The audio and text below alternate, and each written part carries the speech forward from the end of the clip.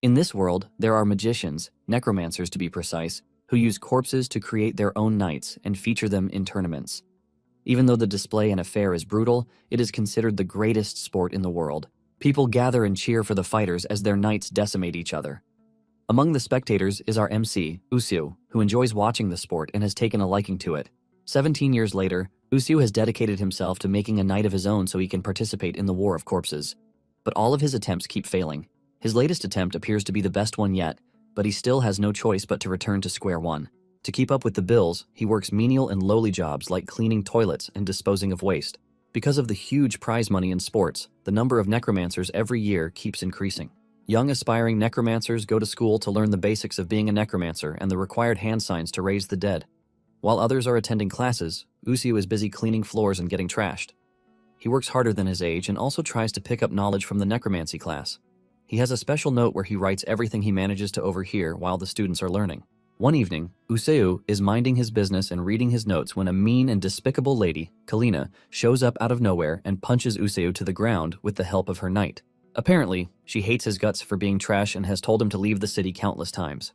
Kalina claims Usyu was born in a garbage dump, and because of this, he doesn't deserve to live like others. Kalina also adds that his father was trash just like him, claiming that Usyu must have taken after his father. Kalina wants Usyu gone just because he looks dirty and ragged.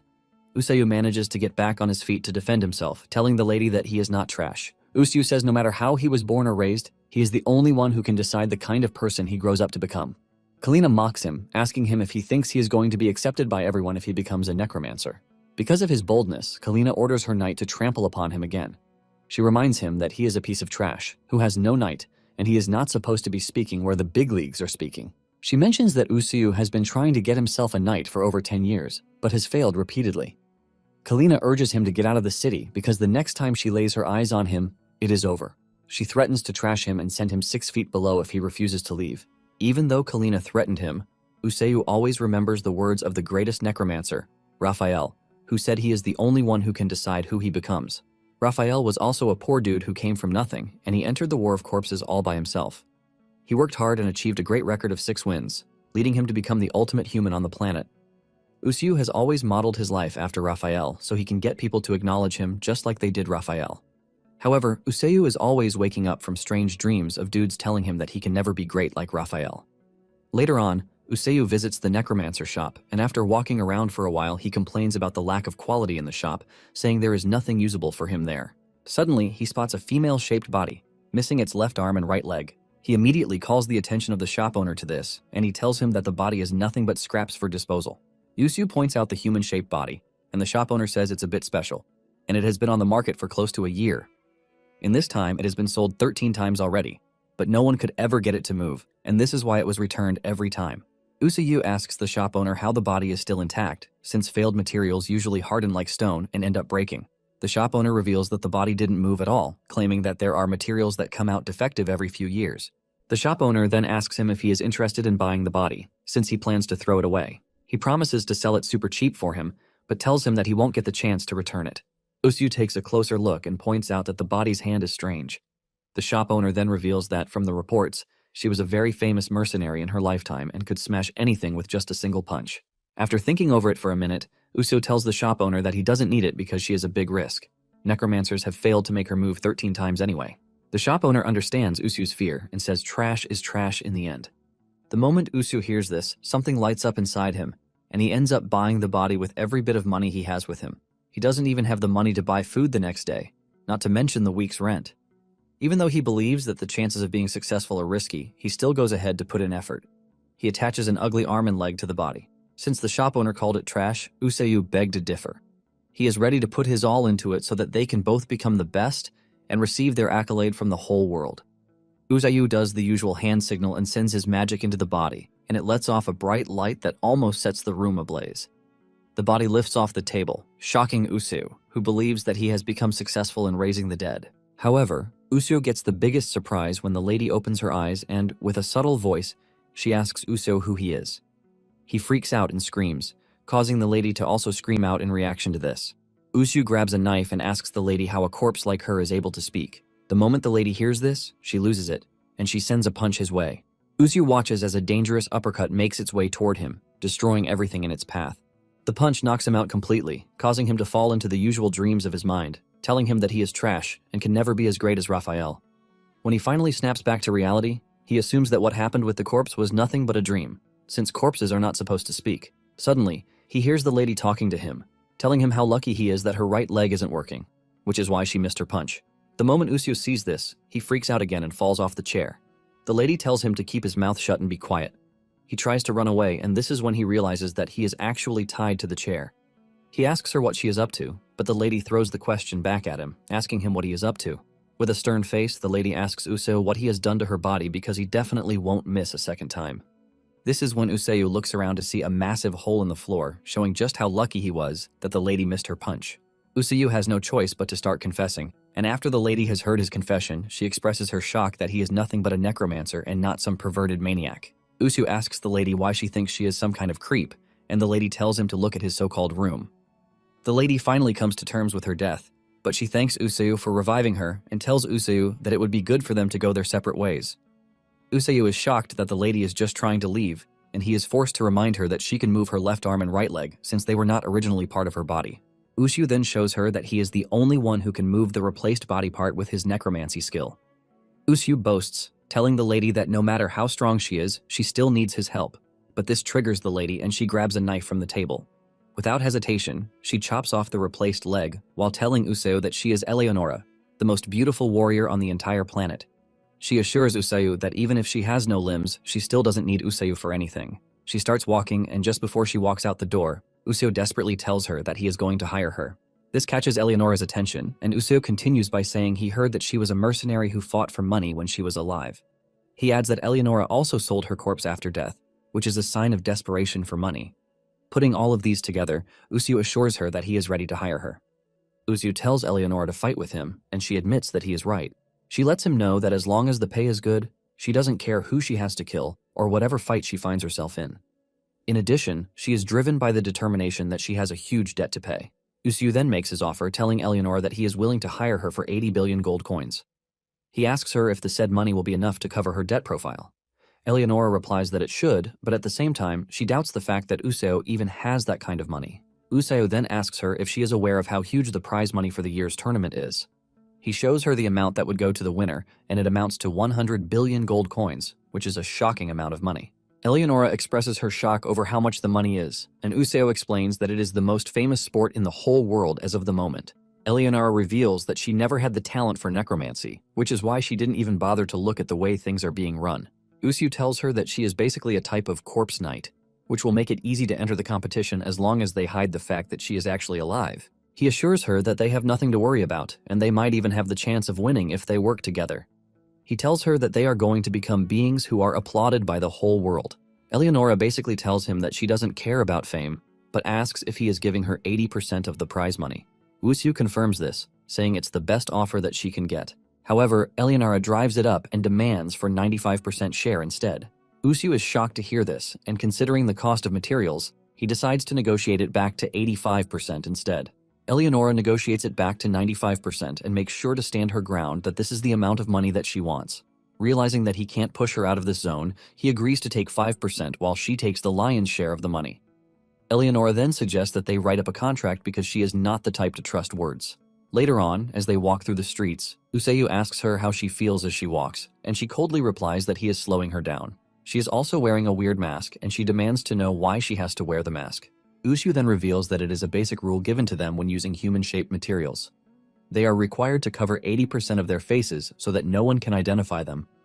He then reminds Eleonora that she must not allow anyone to know that she is alive. Eleonora argues with him, saying she has a beautiful and precious face. This then reminds Usui to warn her that she is not allowed to speak too, because knights don't talk. Suddenly, a voice echoes from behind, calling Usui's name, and it turns out to be Kalina, who asks Usui why he is still in town even after warning him. Usui almost craps his body when he hears the lady's voice, and when Eleonora asks him who she is, he basically assures her that he is going to handle it, so she has no reason to interfere. Kalina is surprised that Usui has managed to raise a knight after struggling for over 10 years. However, Kalina decides to mock Usui's knight, saying she is as ugly as him. Kalina decides not to beat Usui up, saying it would be more fun watching him get crushed in the tournament. Eleonora cannot sit around and watch someone insult her, and she replies telling Kalina that she looks like a skin tag. The moment Kalina hears this, she turns around in anger and Useo realizes that things just got complicated. He berates Eleonora, reminding her that he told her to be quiet, but Eleonora replies, telling Useo that he is basically getting on her nerves. Kalina asks Useo if he is the one who just insulted her, and desperate to cover up the fact that Eleonora can speak, Useo takes the blame, saying it was he who insulted her. He even repeats the insult, and this angers Kalina, ultimately forcing her to send her knight after him. As the knight dashes toward them, Eleonora prepares for a counterattack, and she tells Useo to support her right foot properly. Eleonora and the undead knight then throw a punch straight at each other. Taking a dive into Kalina's backstory, she was a person who had a bit of talent compared to others. With her talent and moderate effort, she was able to achieve moderate results. Since she believes that she is on top, she looks down on others who have not been able to achieve what she did. Using this, she boosts her own self-esteem, making it the greatest joy of her life. On the other hand, Useo, who is considered to be trash, keeps working hard even when things are pretty tough. However, even with his hard work, he was always beneath Kalina, and she used this as an opportunity to mess around with him. However, things changed in an instant when Eleonora's punch cut through her knight, destroying it pretty easily.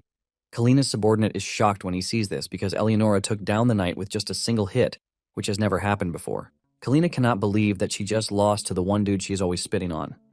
Useo proudly walks past her, asking if she has a problem with him beating her, but she can only freeze up in anger to prevent herself from getting spaghettified just like her knight. Useo wears a bright smile when he realizes that Kalina couldn't even say anything, and this tells him that fortunes might have changed his way, finally. As they continue forward, Useo tells Eleonora that they got lucky, but lets her know that what she did was dangerous. He tells her that fighting outside the competition is strictly forbidden because her identity might have been revealed. Eleonora is pissed when she hears this, asking Useo if he is trying to order her around. Useo is intimidated as usual, and he tells the lady that he is not ordering her around, but making a request of her. He tells her that she might be the best fighter out there, but when it comes to the War of Corpses, he is still the expert. Useo then reminds Eleonora that she has a debt to repay and they are not supposed to be acting so recklessly.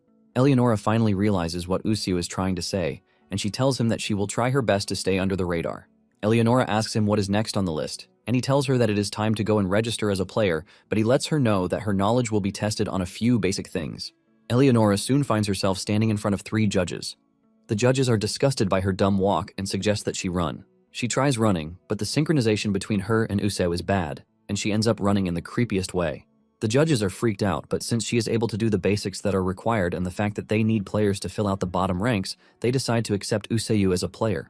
Useo ID is stamped, and he is given a black skull that recognizes him as a player. Later on, he puts on his player outfit, and he looks extremely excited as he stares at himself in the mirror. Eleonora notices this and points it out, and Useo admits that he is excited because it took him 17 years to wear the uniform.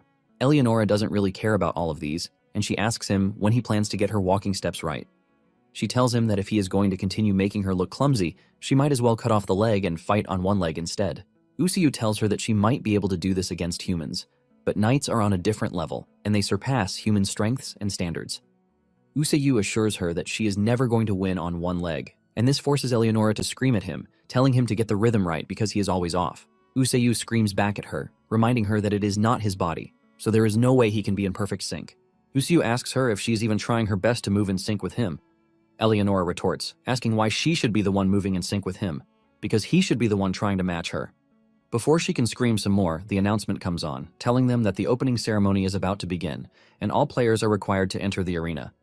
Useo then tells her that they are going to continue their conversation later, but urges her to put on the cape because for some reason they are required to cover their knight. As they walk through the crowded line to find their slot, Eleonora talks about the weird knights standing all around. Useo simply tells her to focus on their business and not make a fuss. He assures her that if she makes a mess in this type of environment, she is done for. The host comes on stage, delivering his speech and telling the participants that the human body might be frail, but names are remembered forever. He says some are remembered only for a few years or decades, but there are others whose names will be remembered for a century. There are also the special ones whose names will continue to make waves even in 1,000 years, basically making them immortal. The host then tells the participants that he hopes someone of such magnitude is present among this year's players. With a convincing tone, he asks the players if they are all ready to participate in the tournament, and they all scream out in unison saying yes. With this, he declares the 145th War of Corpses tournament open. He then tells them that there are important things they need to know about the first preliminary round. He mentions that they want new players to be easily exposed to the audience in the first round, and they also plan to eliminate about 20% of the players. He shocks them, saying the method to do this is through random matching. Basically, first to win 2 passes and first to 4 losses is eliminated. This means the players pass if they manage to win just 2 matches and they have the chance to fight up to 5 times. The host then decides to spice things up by picking the first fighter of the round, and the fighter turns out to be Useo. Surprisingly, he is going to be fighting the ugly dude standing beside him. The dude teases Useo, telling him that he is such a lucky dude for being his first opponent, and he assures Useo that he is going to show him the beauty that he has created. Useo turns around to look at the dude, and the dude immediately assumes that Useo is staring at him because he looks horrible and ugly. The guy categorizes Useo as the same as everyone else. Before he can continue spewing his nonsense, Useo tells him that he is wrong because he was actually focused on his knight, commending the dude for making such a wonderful knight. Useo says the head might be large, but the muscles and skeleton around the neck are supporting it quite well. Useo can also see that the mouth area has been thickened to compensate for the weak skeletal muscles, which is typical of amphibians. However, even with all of these, Useo assures the dude that he is going to be the winner of the day. Nonetheless, he wants them to have a good match, and he stretches his hand to the dude for a handshake. The dude is totally shocked by this, and after shaking Useo, he screams out in excitement, saying it is the first time someone has offered him a handshake. The dude is impressed that Useo doesn't care about his face at all, and he admits that Useo is also cute. The dude then excitedly tells his Toad Knight to get ready so that they can show Useo the absolute beauty that he created. Not long after this, they prepare for battle. The War of Corpses usually goes through 3 preliminary rounds where a total of 1,000 players will be selected to advance to the main round. The rules for the preliminary rounds usually change every time, making it hard for players to prepare. However, the 2 wins first to 4 losses appear to be an easy format. Useo gives Eleonora a small skull-shaped magic device, which is a communication device. Useo says he has modified the appearance a bit so it is easy to wear on the ear. He tells her that she can communicate with him within 300 meters as long as she is wearing the skull-shaped earring.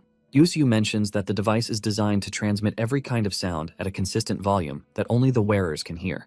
It is basically a special feature that uses resonance magic for transmission. Eleonora wears the device and tests it out by calling Useo an idiot and asking if he can hear her. Useo replies that he can, and he urges her not to do anything weird. Useo reveals that he had to sell half of his furniture and materials just to be able to get the communication device, so he urges her not to lose it. Eleonora then asks him why they are not checking for things like communication devices. Since the tournament is considered the most important thing in the world, Useo reveals that the competition values the individuality of the necromancer, and this is why accessories are generally allowed. However, the device is made so that the inside and outside of the arena are blocked by a powerful magic circle that prevents communication magic. And as it turns out, they are not communicating with anyone on the outside. Once they are both on the same page, the 2 step out to the arena. Useo is required to stand on the stage while Eleonora and the other knight duke it out in the arena below them. Useo nervously climbs up the stage, since it is his first time ever. He's not surprised that there is no single spectator in the stands, since it is the preliminaries, and both he and his opponents are unknown. Once the referee confirms the readiness between Useo and his opponent, Wung, he declares the match open.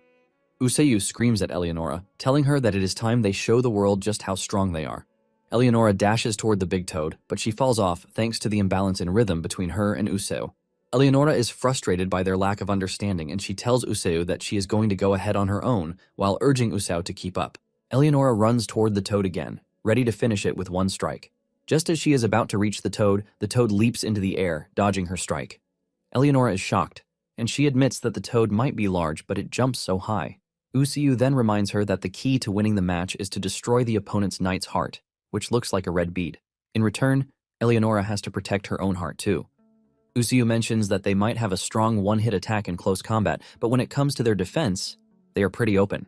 Because of this, Useo suggests that they slowly analyze the opponent's attack techniques, but Eleonora cuts him short halfway. She tells Useo that wasting time will only give the opponent time to strategize, which will come at a disadvantage for someone like her who can't even run properly. Eleonora tells Useo that she is going to level the playing field by closing the distance. She leaps toward the toad, but just like before, the toad dodges her strike and jumps behind her. Useo is frustrated, since he can clearly see that Eleonora has no intentions of coordinating with him. The only thing she does is try to close down the toad with 1 functional arm and leg, making her very slow and predictable. In addition, Useo starts wondering what the toad's attack technique is and why it keeps running away. Suddenly, Useo notices the weird spores on the back of the toad. This is when Wung finally decides to show his hand, telling Useo that he is nothing but a weak competitor. The toad turns its back to Eleonora, and from inside one of the spores, a head emerges. Wung claims that this is the most beautiful thing he has ever created. Eleonora is shocked that she is staring at a face, and she reminds Useo that he said 80% of the face is supposed to be covered. Useo then reveals that what she is looking at is not a normal human face. Wong explains that the face is the culmination of beauty that he has created over his entire life, researching the most ideal and perfect proportions. He basically calls it the ultimate beauty, and it is not the face of anyone in this world, which is why he doesn't have to cover it. Proud of his creation, he decides to show them what it is made of, and the face flies toward Eleonora. This is when Usu finally figures out what the face is, and he screams at Eleonora, telling her to dodge because it is an explosive. Eleonora watches as the face dashes at her at a great speed, giving her little or no time to react. The next thing Usu sees is the explosion going off, and half of the arena is covered in smoke. When the smoke clears, Eleonora is seen sitting on her ass, and she is missing her left arm. Eleonora asks Usu if he was the one who blocked the attack, and he says yes. He had to sacrifice her attached arm, and he warned her not to get hit again because it would definitely be critical.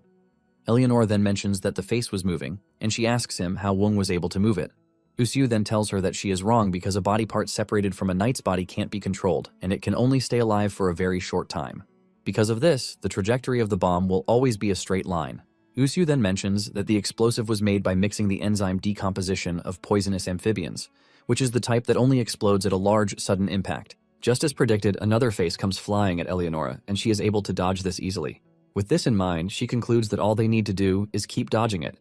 Since she has not felt a huge thrill in a long time, she tells Usu that it is time for them to have a proper fight.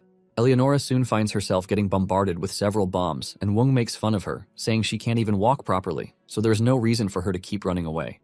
He is desperate to prove to them that he has created one of the magnificent knights that they can ever come across. He keeps firing the bombs at Eleonora, keeping him on his toes.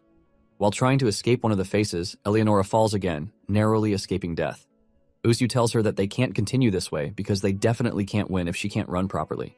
Usu says he has been analyzing why their strides don't match, and the problem is their lack of trust. Usu says her right leg is part of her and it is natural for her to lean toward it. However, this is affecting her overall balance, and which is why she collapses every time she takes a step. Usu then urges Eleonora to trust him so she can run properly, and he urges her not to pay attention to her right leg. Usu is spitting facts until Eleonora cuts in, telling Usu that she can't trust him because she is the one risking her life on the battlefield, while Usu is behind, comfortably flicking his fingers. Eleonora gets back on her feet and continues the fight, while saying she doesn't trust comrades who don't risk their lives with her. Usu is left dumbfounded and can only watch as Eleonora suffers on the battlefield. Usu finally decides to open up, telling Eleonora that he is also on his last chance. He reveals how he was born in a garbage dump, and he is the trash that everyone hates. Usu says he lived his life as the son of a trash and he was constantly looked down upon. He was basically a ghost to everyone, and he always feels very miserable when he realizes that he is the trash that everyone talks about. Usu tells Eleonora that he has no reason to live unless he is able to prove to the man who looked down on him and the world that he has become the best. Usu is desperate to prove to everyone that they are wrong, or else he has no reason to exist. Usu confesses that meeting Eleonora is the last chance that he has been given, and because of this he asks Eleonora not to trust him but to trust his desperation. After hearing his genuine confession, Eleonora decides to take a step back and allow Usu into the fight. By doing this, she is able to take a step without almost falling off. Eleonora starts around the arena, and Usu celebrates this, saying she has finally decided to trust him. However, Eleonora urges him not to get the wrong idea because she doesn't care if his past is real or not. She lets him know that he has already saved her twice, and she is basically betting on the fact that he is going to do it again. Eleonora then mentions that their balance is not perfect yet, but Usu tells her that this doesn't matter because this is much better than before. In addition, Wong has used up half of his bombs already. Usu lets Eleonora know that without the bombs, the toad is nothing but a big toad. With this figured out, Usu suggests that they get a move on. Eleonora starts running around the arena, forcing Wong to keep firing the bombs at her. Before he knows it, he realizes that he has just 6 bombs left, and he starts to panic. He frantically shoots the bomb at her, trying to get her, while Usu focuses all of his energy into making sure that Eleonora moves the right way. Before Wong knows it, he expels all of his bombs, and Eleonora finally goes on the hunt. She dashes toward the defenseless toad, and just as expected, the toad leaps into the air to dodge her attack. However, Eleonora and Usu already anticipated this, giving them enough time to change directions just in time. Just as she gets close to the toad, a bunch of faces emerge from the spores again, shocking Eleonora.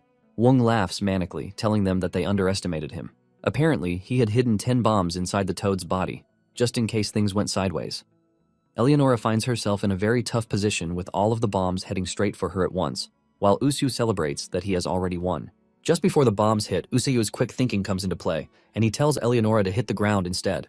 Eleonora follows his lead, and she smashes the ground with her powerful technique that releases a massive shockwave. Wong is shocked when he sees this, since he knows that it is not his attack that caused so much explosive damage. When the smoke clears, Eleonora is standing in the middle of a large crater, and she commends Usiu's effective judgment. Usiu figured out that with the power of her punch, she could trigger the bombs by hurling the debris from the ground at them. Usiu admits that it was a gamble, and he didn't know that Eleonora's technique was that powerful. However, there is a downside to the technique, and it turns out that the technique can only be used once because it involves channeling everything she has into her fist. After using the technique, her fist turns black, and it takes about 4 hours for it to return to its original state. This was when Usiu figured out that this is a technique that she can only use once per match. Usiu asked her what would happen if she used her fist again before the cooldown time. She reveals that her body won't be able to handle using it twice in a row, and her heart is going to explode, thus killing her. Since the technique has been used already, they are left with nothing. However, the same can be said for Woong. Since they are at a stalemate, Eleonora decides that it is time they engage in a proper close quarters battle. After a fierce battle against the toad, she is able to destroy the red jewel, ultimately shattering the knight's heart and killing it. With this, the referee closes the match and declares Usiu the winner. Usiu screams out and celebrates when he is announced as the winner of the battle. He commends Eleonora, telling her that she fought really well. He glazes her, telling her that she is truly the ultimate warrior. Eleonora manages to contain her emotions before telling Usiu that he also tried his best because he had some unexpectedly good moves. Usiu is happy and suggests that they keep the momentum going. Just as he is about to leave the arena, he hears Woong mourning his knight, saying he made the most beautiful knight. Usiu then walks up to him, telling him that his knight was truly magnificent. Woong is shocked to hear this, and he has to ask again just in case Usiu made a mistake. Usiu confirms this, saying his knight was a beautiful one that showed his effort and passion, but his was just superior. Woong is blown away, and he admits that it is the first time someone has acknowledged him for making something beautiful. Usiu then tells him that there was one thing that was lacking. He tells him that the face he made for the bombs appeared to be too concerned with others' beauty standards. Usiu mentions that beauty is both subjective and objective. He tells Woong that instead of focusing on others, it would be nice if he could show the beauty that he sees from his own perspective. Woong is blown away by the suggestion, and he admits that he has never thought about it the way Usiu is putting it. Woong celebrates the new idea that he has just been given, and he assures Usiu that he is going to be his first fan and watch him climb to the top. Woong cheers Usiu on, telling him that he can make it, and this strikes Usiu in the deepest of places. Woong then adds that he will also create a more perfect and beautiful knight to surprise the world. When Usiu returns home, he complains about Eleonora's long name, saying it's inefficient. Because of this, he decides that he is going to shorten it to Eli. Eli screams at him, telling him that they are not friends yet and doesn't deserve to call her that. Usiu screams back at her, telling her to use her senses for once. He points out that every second in battle is crucial, and shouting her long boring name will only make things worse for them. He compares her long Eleonora name to Eli, and she finally understands what he means. Eli retorts, telling him to call her the short version only when they are fighting. Eli then asks him to schedule an opponent for their next match. Usiu reveals that they are usually given 1 week to rebuild their knight. However, the problem they are facing is that the opponent is randomly matched. Eli is confused, and she asks why this is a problem. Usiu then points to the skull on his chest, saying it is an identification card that proves that he is a necromancer. Because of this, they are expected to always wear it. Based on previous tournament performance, they are given a skull of a different color and shape. The 7th rank, the lowest, is the black-colored skull, which is the one Usiu is wearing. After this is the 6th rank, which is bronze, and this is reserved for those who make it to the 2nd preliminary round. The 5th rank is the silver rank, and this is for those who made it to the main round. There is the 3rd rank, which is diamond, and it is reserved for those who made it to below the 36th place. Then there is the 2nd rank, which is emerald, and it is reserved for those who made it below the 11th place. The rank 1 is ruby, which is reserved for those between 10th place and 2nd place. And last but not least is the rank 0, which gets the onyx, and without a doubt, this is the champion. The shapes all have different colors and shapes. After Usiu's explanation, Eli figures out that based on previous tournament results, the higher the rank, the stronger the opponent. Usiu tells her that she is right, and since it is random, a bronze, the 6th rank, can find themselves going up against a diamond, the 3rd rank. Usiu says they might end up being extremely unlucky, and they would have to fight an emerald of rank 2. Eli admits that it is going to be trouble if they go up against someone stronger, since her movements are not even perfect yet. Usiu then decides to check out who their next opponent is, and the moment he opens the envelope, his eyes light up in horror. Meanwhile, his opponent, Ral, has also learned that he is going up against a nobody named Usiu. His attendant tells him that there is no information on Usiu because it is his first time participating in the tournament. Ral smiles when he hears this because he considers it an easy win. After all, he is a ruby, rank 1 necromancer, Raul is known as the impregnable wall who has won the tournament in the past, leaving people cheering for him. In fact, he has won the tournament twice, leaving countless fans sharing his glorious and honorable moment. Raul was enjoying the fame and glory that came with being a champion until he came crashing into the first rank. Raul is munching on his food when he remembers that just good life was when he was a champion. He calls on his assistant Sophie to ask her about the number of fan letters he has received for the month. Sophie informs him that the total number of fan letters he has received for the month is just over 1,200. Raul is shocked when he hears this, and Sophie lets him know that it is a 15% drop since last year.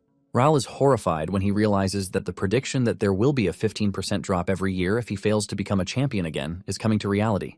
Without a doubt, he can see that the numbers are not lying. Raul then asks Sophie what the media and analysts are saying about winning the tournament in the current year. Sophie calculates the probability and tells him that he has a 2.7% probability of winning, further horrifying the dude. He smashes his fist on the table in rage because he realizes that everyone has concluded that he is incapable of winning. However, he is hell-bent on proving to them he is still strong enough to win. He then confirms the name of his preliminary opponent, which is the unlucky Usayu. Sophie tells him that there is no data on Usayu, since it's his first time competing. However, based on previous data, there is a 99% chance that a first-time competitor won't be able to effectively counter his techniques. Raul plans to increase his chances of winning by showing everyone the overwhelming difference in power. He wants to take it to the very extreme so that there won't be anyone to deny his greatness. On the other hand, Usayu is working on Eli's arm when he tells her about Raul. Eli laughs at Raul's name, but Usayu tells her that Raul is not an opponent that they can ignore. Usayu reveals that he placed 10th in last year's competition, and he has also won twice before, which basically makes him a skilled player. Usayu then mentions that there are only two ways to determine the winner and loser in the War of Corpses. The first and popular method is to destroy the opponent's knight's heart, and the other way is to surrender. However, surrendering doesn't just mean surrendering because it basically means giving up on the entire War of Corpses. And once this happens, only the results up to the forfeited match are recorded. As expected, the next match doesn't happen, and the player gets hit with intense criticism. When Eli hears this, she admits that the War of Corpses is an insane sport than what she even imagined. It's basically saying they have to fight until one of them dies. Usayu agrees to this, saying a knight is nothing but a tool. However, this is different for Eli because if her heart is destroyed, it spells death for her. And this time, it is going to be permanent, which makes the entire situation delicate. Considering the risks attached to this, Usayu asks her what she plans to do. Eli asks him if he is suggesting that they back out because the opponent appears to be strong. Eli smiles, telling Usayu that he actually underestimates her and what she can do. Eli reveals that she has lived her whole life in the wild, killing just so he can repay her debt. After all, she knows that she has no choice but to defeat the stronger guys if she ever wants to win. Eli then tells Usayu that risking her life is nothing to her, and because of this, she warns Usayu not to forfeit without her permission. Usayu smiles when he hears this because this is what he has been hoping she would say. Usayu reveals that he is also on his last chance, and because of this, he urges Eli to prepare very closely alongside him, since it might be their last ever match. Shortly afterward, the tournament workers are seen cleaning and talking about the next preliminary match, which is between Usayu and Raul. It turns out that the arena is packed with people because Raul is competing. One of the cleaners mentions how entertaining Raul's matches used to be. However, he thinks Raul's prime is in the past already. He reveals that his skills have been on the decline, and he barely made it to the 10th position in the last tournament. The dude continues with his harsh and bitter words, saying there is a report that once a necromancer is on the decline, they will continue to decline. Unfortunately, Raul enters the room at this time, and he hears the harsh comment from the cleaner. This hits him deep, and as he stands at the entrance of the arena, he takes a pause to motivate himself that he can do it. The moment he steps out, the crowd goes nuts as they start to cheer him on. Eli is surprised that there are a ton of people present for the match, even though it is just the preliminaries. Usayu tells Eli that this is because Raul was once a champion. As Raul steps on the podium, he roars his usual theme phrase, which is, "The true measure of strength is not how you attack, but how you defend." He continues glazing himself, talking about how he is the shield and the crowd is backing up his every chant since it is locked up in their brains already. After he is done chanting and hyping up the crowd, he finally makes the necromancy hand gesture to unveil his enormous knight. Eli is shocked when she sees a giant wall standing in front of her. Usayu then reveals that what she is looking at is a combination of numerous materials and living creatures, ultimately creating a living wall and shield. Usayu reveals that the outer wall hasn't been breached by any physical, chemical, or magical attack in the past. In fact, it is quite dangerous for one to attack it carelessly, because only the attacker's weapon will be damaged, which will put them at a disadvantage.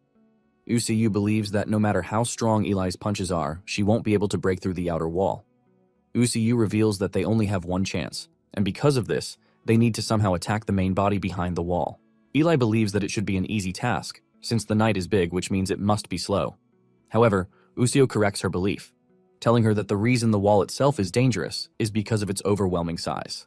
Just as Usuo has said, Eli witnesses just how dangerous the wall is when it comes falling toward her with the aim of trapping her underneath. The moment Usuo realizes that Eli is trapped and getting overwhelmed, he activates the grapple hook attached to her left arm and uses this to get her out just in time before Raoul's knight crushes her. Eli is thankful to be alive, and she admits that the arm is pretty useful even though she is having issues with the landing. Usuo is glad that she sees the essence of the arm and lets her know that he told her beforehand about it. However, he lets her know that they can't fully rely on the arm since it is made out of cheap materials, which will definitely give it substandard performance. Nonetheless, the grappling hook can close a distance of about 5 meters at once. Because the knight has flipped over, Usuo believes that they finally have a chance to finish it off. Eli attaches the hook to the knight and closes the distance, hoping to crush it once and for all. As she gets closer to the wall, Usuo warns her about attacking because no one has ever broken through the wall. The moment Eli gets close enough, the wall unleashes an extension of itself with the aim of trapping Eli. Usuo is shocked when he sees this, and Eli soon finds herself in a delicate position. She is forced to ask Usuo how the knight has such agility.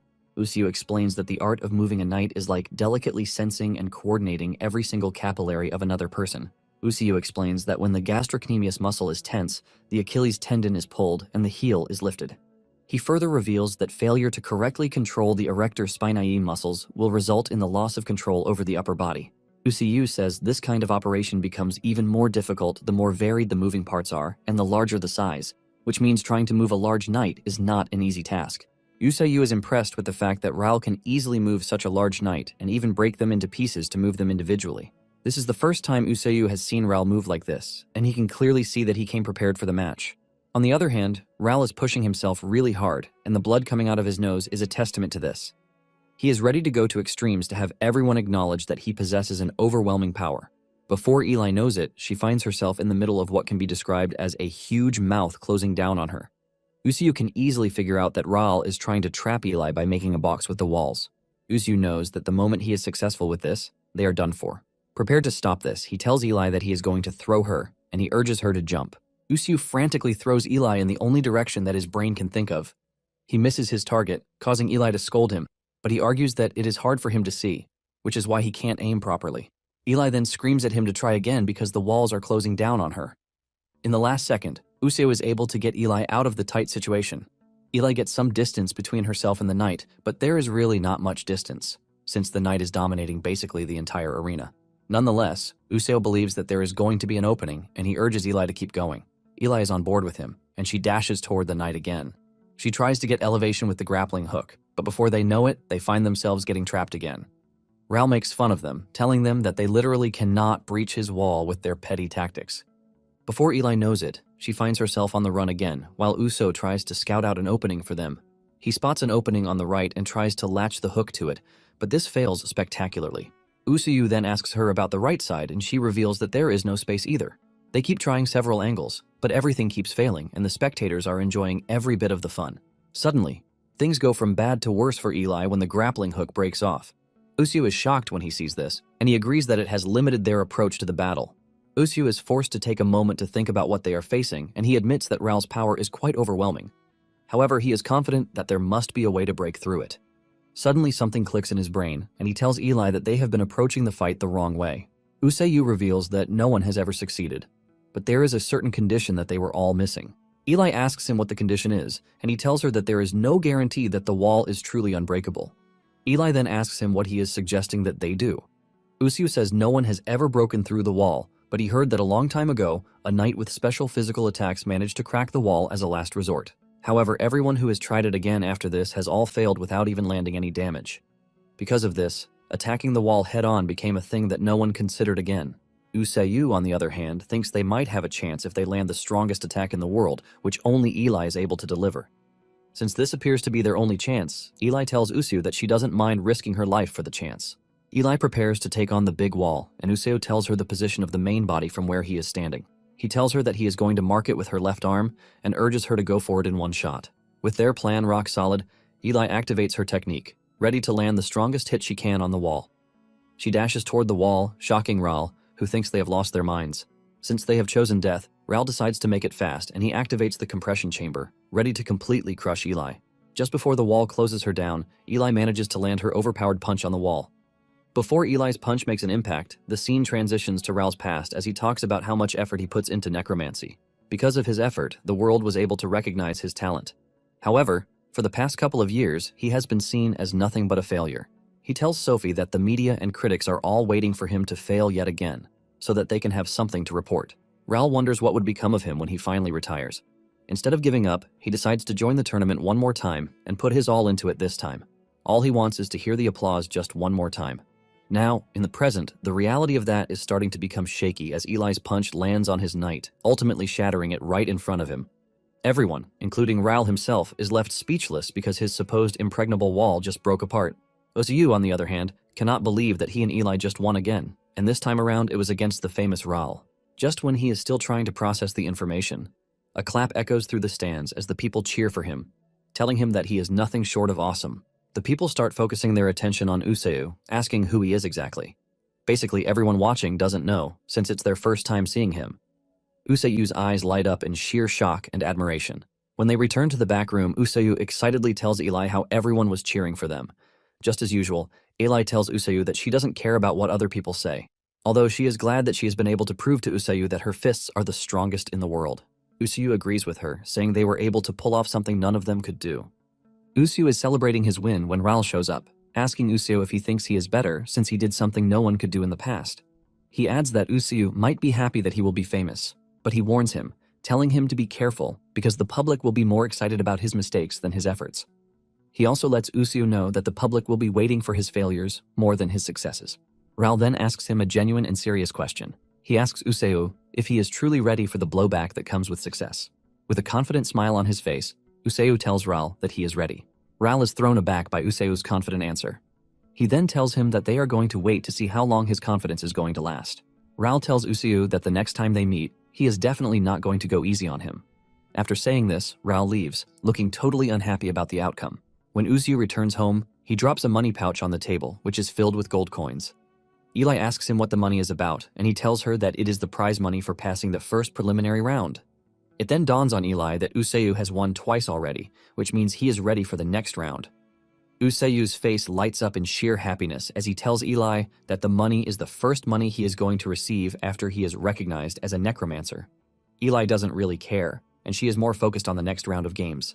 She believes that the second preliminary round should be in about 4 weeks, since some players have to fight 3 more rounds. Eli continues further, saying the first share of money is Useu's, since this is what they agreed on in the contract. She urges him to have fun with the money and urges him to spend it meaningfully. Useu then asks her what she is going to be doing while they are out of action. Eli replies that she has no choice but to stay in the house, since her body is messed up, and she also has nowhere to go. Useu thinks about this for a minute and then decides to help out. He digs into his ocean of knowledge and helps Eli create an arm that is similar to her original body type. Even though it is not entirely perfect, it looks amazing, and Eli loves it. In addition, Useu got her some women's wear, and since it is his first time buying something like this, he is unsure if it's going to suit her.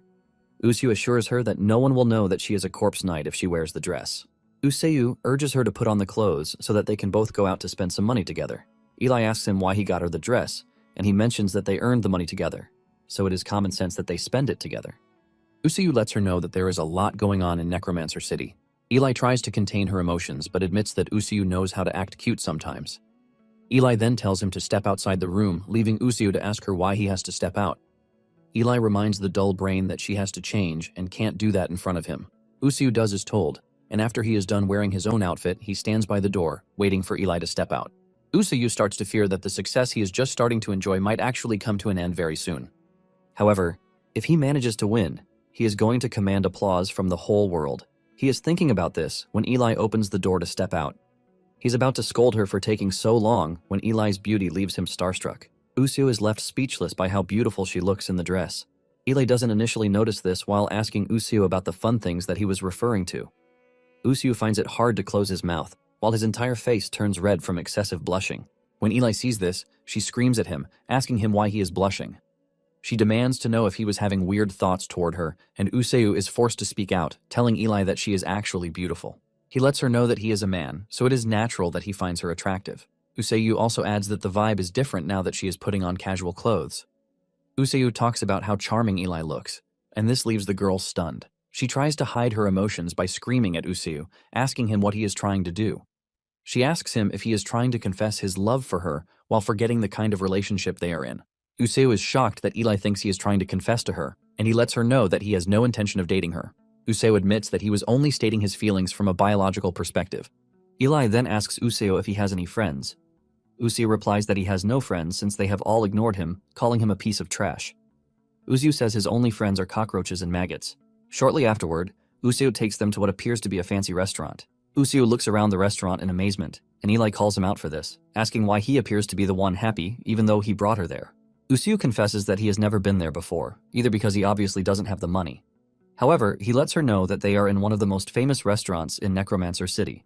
Useo tells her that the skulls she is looking at are actually made from discarded ingredients. Eli is surprised to hear this because she never imagined that they were going to be real human skulls. Moments later, their order arrives at the table. Eli is initially thrown aback by the appearance of the dish. She is forced to ask Useo if the food item is alive, but he tells her that it is not. He explains that what she is looking at is pasta made from a unique ingredient called ghost potato. Useo further explains that it only grows in soil that has died and come back to life. It is a rare kind of potato with extreme regenerative properties. Apparently, its starch is mixed with finely ground basilisk eggshell, combined with various spices and magical ingredients. He lets Eli know that the constant contraction and expansion is what makes it look alive. Eli is blown away by the amount of knowledge he has on the dish. Useo reveals that it is one of the most famous dishes in the city, and he has always wanted to try it someday, which is why he did his research. Just then, he asks her if she can still taste food, since the dish is said to be best when it is squirming. He urges her to have a taste, and she hesitantly takes a bite, and to her greatest surprise, it tastes really good. Eli admits that she has never had anything like the dish before. She talks about the texture that gives the tingling sensation with every bite. In addition, she is blown away by the creamy smoothness combined with the deep umami of garlic. While she is busy analyzing what makes the food tick, Useo is gulping down his plate. Useo cannot believe just how good the food tastes. After leaving the restaurant, they see a dude selling handmade cotton candy, and even though it looks tempting, they don't oblige. Moments later, Eli sees a golden statue and she asks Useo about it. Useo explains that the statue is for last year's champion, Karen Crow. Useo reveals that she was just 19 years old and was the youngest winner in history. Useo explains that they usually make a huge statue of the winner and display it in the central plaza, so anyone visiting the city will see the statue and feel a sense of awe. Useo considers the feeling of being considered the best an incredible feeling that is second to none. Eli then notices something strange about the way she is pointing. She asks if she is making the hand gesture because she thinks it's cool. Useo corrects her, saying it is not about looking cool. He reveals that the pose has an official name, Singular Focus Stance. He explains that light movements of limbs and simple controls can be done without doing anything. However, when it comes to complex and varied movements of the corpse, the most effective pose when moving many muscles is to create a single form and focus. Useo points to his fingers and tells Eli to think of them as the knight that he controls. Taking the stance means preparing for a real fight. Eli doesn't really buy everything that Useo is saying and assumes that there is a reason for everything. In addition, she thinks it's pretty old-fashioned.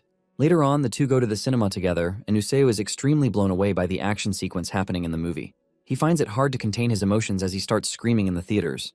Eli begs him to watch quietly, while asking if it is his first time coming to the theaters. Useo replies with a scream, saying it's his first time. Useo says he never heard of money or friends, which is why he couldn't come to places like this. He continues screaming out his emotions while trying to get Eli to feel the same thing. Eli turns around to see just how innocent and pure the dude is. After they are done with the movie, they engage in several other activities over the next couple of days. Even with all of these, Useo lets Eli know that there are a lot of places that they haven't been to. Eli is shocked to hear this because they have been wandering around for the past 2 weeks, leaving her to conclude that the city is extremely large. Eli had always believed that the city was just a place where necromancers lived, but with everything she had seen so far, the city itself was a culture and a way of life. She then adds that Useo is an interesting person more than she even anticipated. Eli admits that she has never met someone as honest with their emotions as Useo. She tells Useo that he is both pure and kind, but he is an idiot. Useo then returns the compliment, telling Eli that she is also pretty. Useo says Eli claimed that she lived as a mercenary, but everything about her feels refined. Useo is about to ask her something important when someone suddenly calls Eli's name from behind. Useo turns around in shock and dismay when the person asks Eli how she is alive because they definitely watched her die. Useo looks closely to see that the person appears to be a lady. Useo realizes that things are about to go horribly wrong because he made a mistake. He totally forgot about the part where Eli was a famous mercenary, and there will definitely be someone who recognizes her. Usu tries to salvage the situation by telling the lady that she has the wrong person because the person she is referring to as Eli is his sister. Eli quickly points out the obvious fact that they don't even look alike, and Usu frantically changes the narrative, saying Eli is his wife, Sabrina. Even Eli doesn't expect this huge lie, and she screams out in shock. The lady doesn't want to believe this because there is no indication that they are a couple. The lady says Eli's former skin tone is a bit different, but she is definitely the same person she knows. She then demands to see their wedding ring since Usu is claiming that Eli is his wife. Useyu comes up with another lie, saying he has an expensive custom ring, which is why he doesn't wear it around. In addition, Useyu asks her why she is so convinced that it is the same person that she knows. Useyu mentions that the human face has around 40 to 50 variables that define a person, which means the probability of someone having a similar face is 0.01%. Basically, Useyu is trying to say that there are at least 10,000 people who look alike. Using this analogy, he tells the lady that everything might be a coincidence. However, the lady refuses to believe that this is a coincidence because there is no way she is not going to recognize Eli. Useyu then decides to play the game of a fool, and he suggests that they ask Eli directly. He asks her if she remembers the person standing in front of her, and she takes too long to answer. With this, Usu concludes that her answer is yes, but the lady is just too persistent. She tells Eli to show her her fists if she wants to convince her. He reveals that the Eli she knew had calluses on her knuckles. The moment Usu realizes just how persistent the lady is, he hits her with his shoe and then grabs Eli so that they can escape from the area. Eli tries to scold him for what he just did, but he urges her to run instead of complaining. When they finally return home, Usu asks Eli about the lady, and she reveals that the dude's name is Neiran. She reveals that he is one of her mercenary comrades, an archer. However, she sees Neiran as a big headache. Usu asks her why Neiran is a problem for her. He asks if she is her rival, but Eli says it is quite the opposite. Eli reveals that she saved Neiran a few times, and since then, Neiran has been following her to date her. This confuses Usu, and he takes a minute to think about it. He assumes that Eli likes girls, but this is when Eli drops the bombshell, saying Neiran is a full-fledged dude, a man. Usu's brain almost freezes from overload when he hears this because he cannot believe that Neiran is a man. Eli reveals that Neiran is obsessed with her, and even though she has made it clear several times that she is not interested, he keeps coming. Nonetheless, Neiran is the kind of guy who would do anything for her. Eli says there is a possibility that Neiran is still searching for them. She is pretty sure that he came into the city to search for her body. After hearing just how persistent the dude is, Usu admits that he is going to be a pain in the ass for them. Uzu tells Eli that they might have to prepare for the worst, since Neiran already knows what he looks like too. Although Usu is sure that Neiran has no proof yet, so all they have to do is focus on their next match. Meanwhile, Neiran is in his crib staring at Eli's image with a smile on his face and thankful for the fact that she is not dead. Neiran assumes that Usui is a bad person who has done something bad to Eli. Since Eli has been the one saving him, he decides that this time will be different. Neiran is prepared to sacrifice himself for Eli. On the other hand, the tournament director gets a report of how badly the tournament is performing compared to the year before. The director demands to know the cause of this, and the attendant says the biggest factor appears to be a shift in consumer behavior. The attendant says that the appearance of more players has caused the attention of consumers to shift toward just a few popular battles. Basically, the spectators are watching only the matches that they care about. Because of this, the average retention time has decreased, and people are opting for cheaper short-stay accommodation. Suddenly, a dude breaks through security and runs toward the director, screaming for him to read the article he wrote. The guards want to grab him, but the director tells them to let him be. The director then asks the small dude what the issue is. He reveals that his corpse knight failed to register as a player. He claims that the problem is not his corpse knight not being able to move, but the fact that it is all part of his strategy. He adds that it can also attack, and he demonstrates this by making his corpse knight shoot out a projectile from its mouth. The director notices the reaction of the attendants when this happens, and he decides to take another approach to things. He apologizes to the dude about his corpse knight not being registered. He admits that it was a mistake on their part and then tells the dude that he is going to be compensated for this. The director tells him that they are going to lead him to where he has to go, and the dude thanks the director for being kind. One of the attendants then led the dude away, and after he was gone, the director turned to the attendant who laughed and asked him why he laughed when the dude showed his corpse knight. The attendant apologizes for laughing, but claims the corpse knight is pathetic, which gets the director mad, asking him who gave him permission to decide this. The director says they are shaping culture and industry, and anyone who doesn't have in-depth knowledge of how to judge human worth shouldn't be working in the company. With a stern voice, the director tells the attendant to always remember that human strength comes from their deficiency. Because of how dumb he is, the director lets him know that he is fired. After leaving the dude behind, another attendant tries to call the director's attention to firing the dude on a whim. He claims that the dude who was sent off has talent for marketing, but the director says if the dude is passionate, he will come again, and if not, he has shown his limit. The director doesn't forget the security guards who failed their duties. He orders that they are all sent packing too. He also wants the head of the Security Division 2 to be reported to the Disciplinary Committee. Once he is done giving out his wishes, he orders that they gather all the personnel so that they can prepare for the second preliminaries. He reveals that they are going to do something that they have never done before, and this is all in an attempt to get people to become interested in the sport again. Later on, Usuyu is having a peaceful sleep, until the voice in his head appears again, calling him a piece of trash. The voice tells him that his mother was trash, and trash only gives birth to trash people. The voice tells him that no matter how much he struggles, he is always going to be a piece of shit. Usuyu argues that he is not worthless, and the voice's strength almost crushes Usuyu while telling Usuyu that he can never be great. Usuyu almost suffocates from this experience, forcing him to scream back to life. He turns around to see Eli sleeping, and he crawls up to her.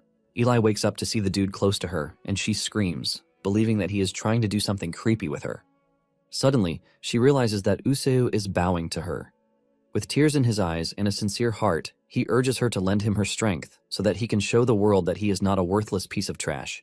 Eli can see the sincerity in him, and she just pats him on the back. The next morning, Eli asks Usuyu if he is going to be able to participate in the fight with a clear head, since he was acting weird during the night. Usuyu is confused when Eli says this, and he asks her if he did anything weird. Eli is surprised that Usuyu doesn't remember anything when he was clinging to her and crying his eyes out.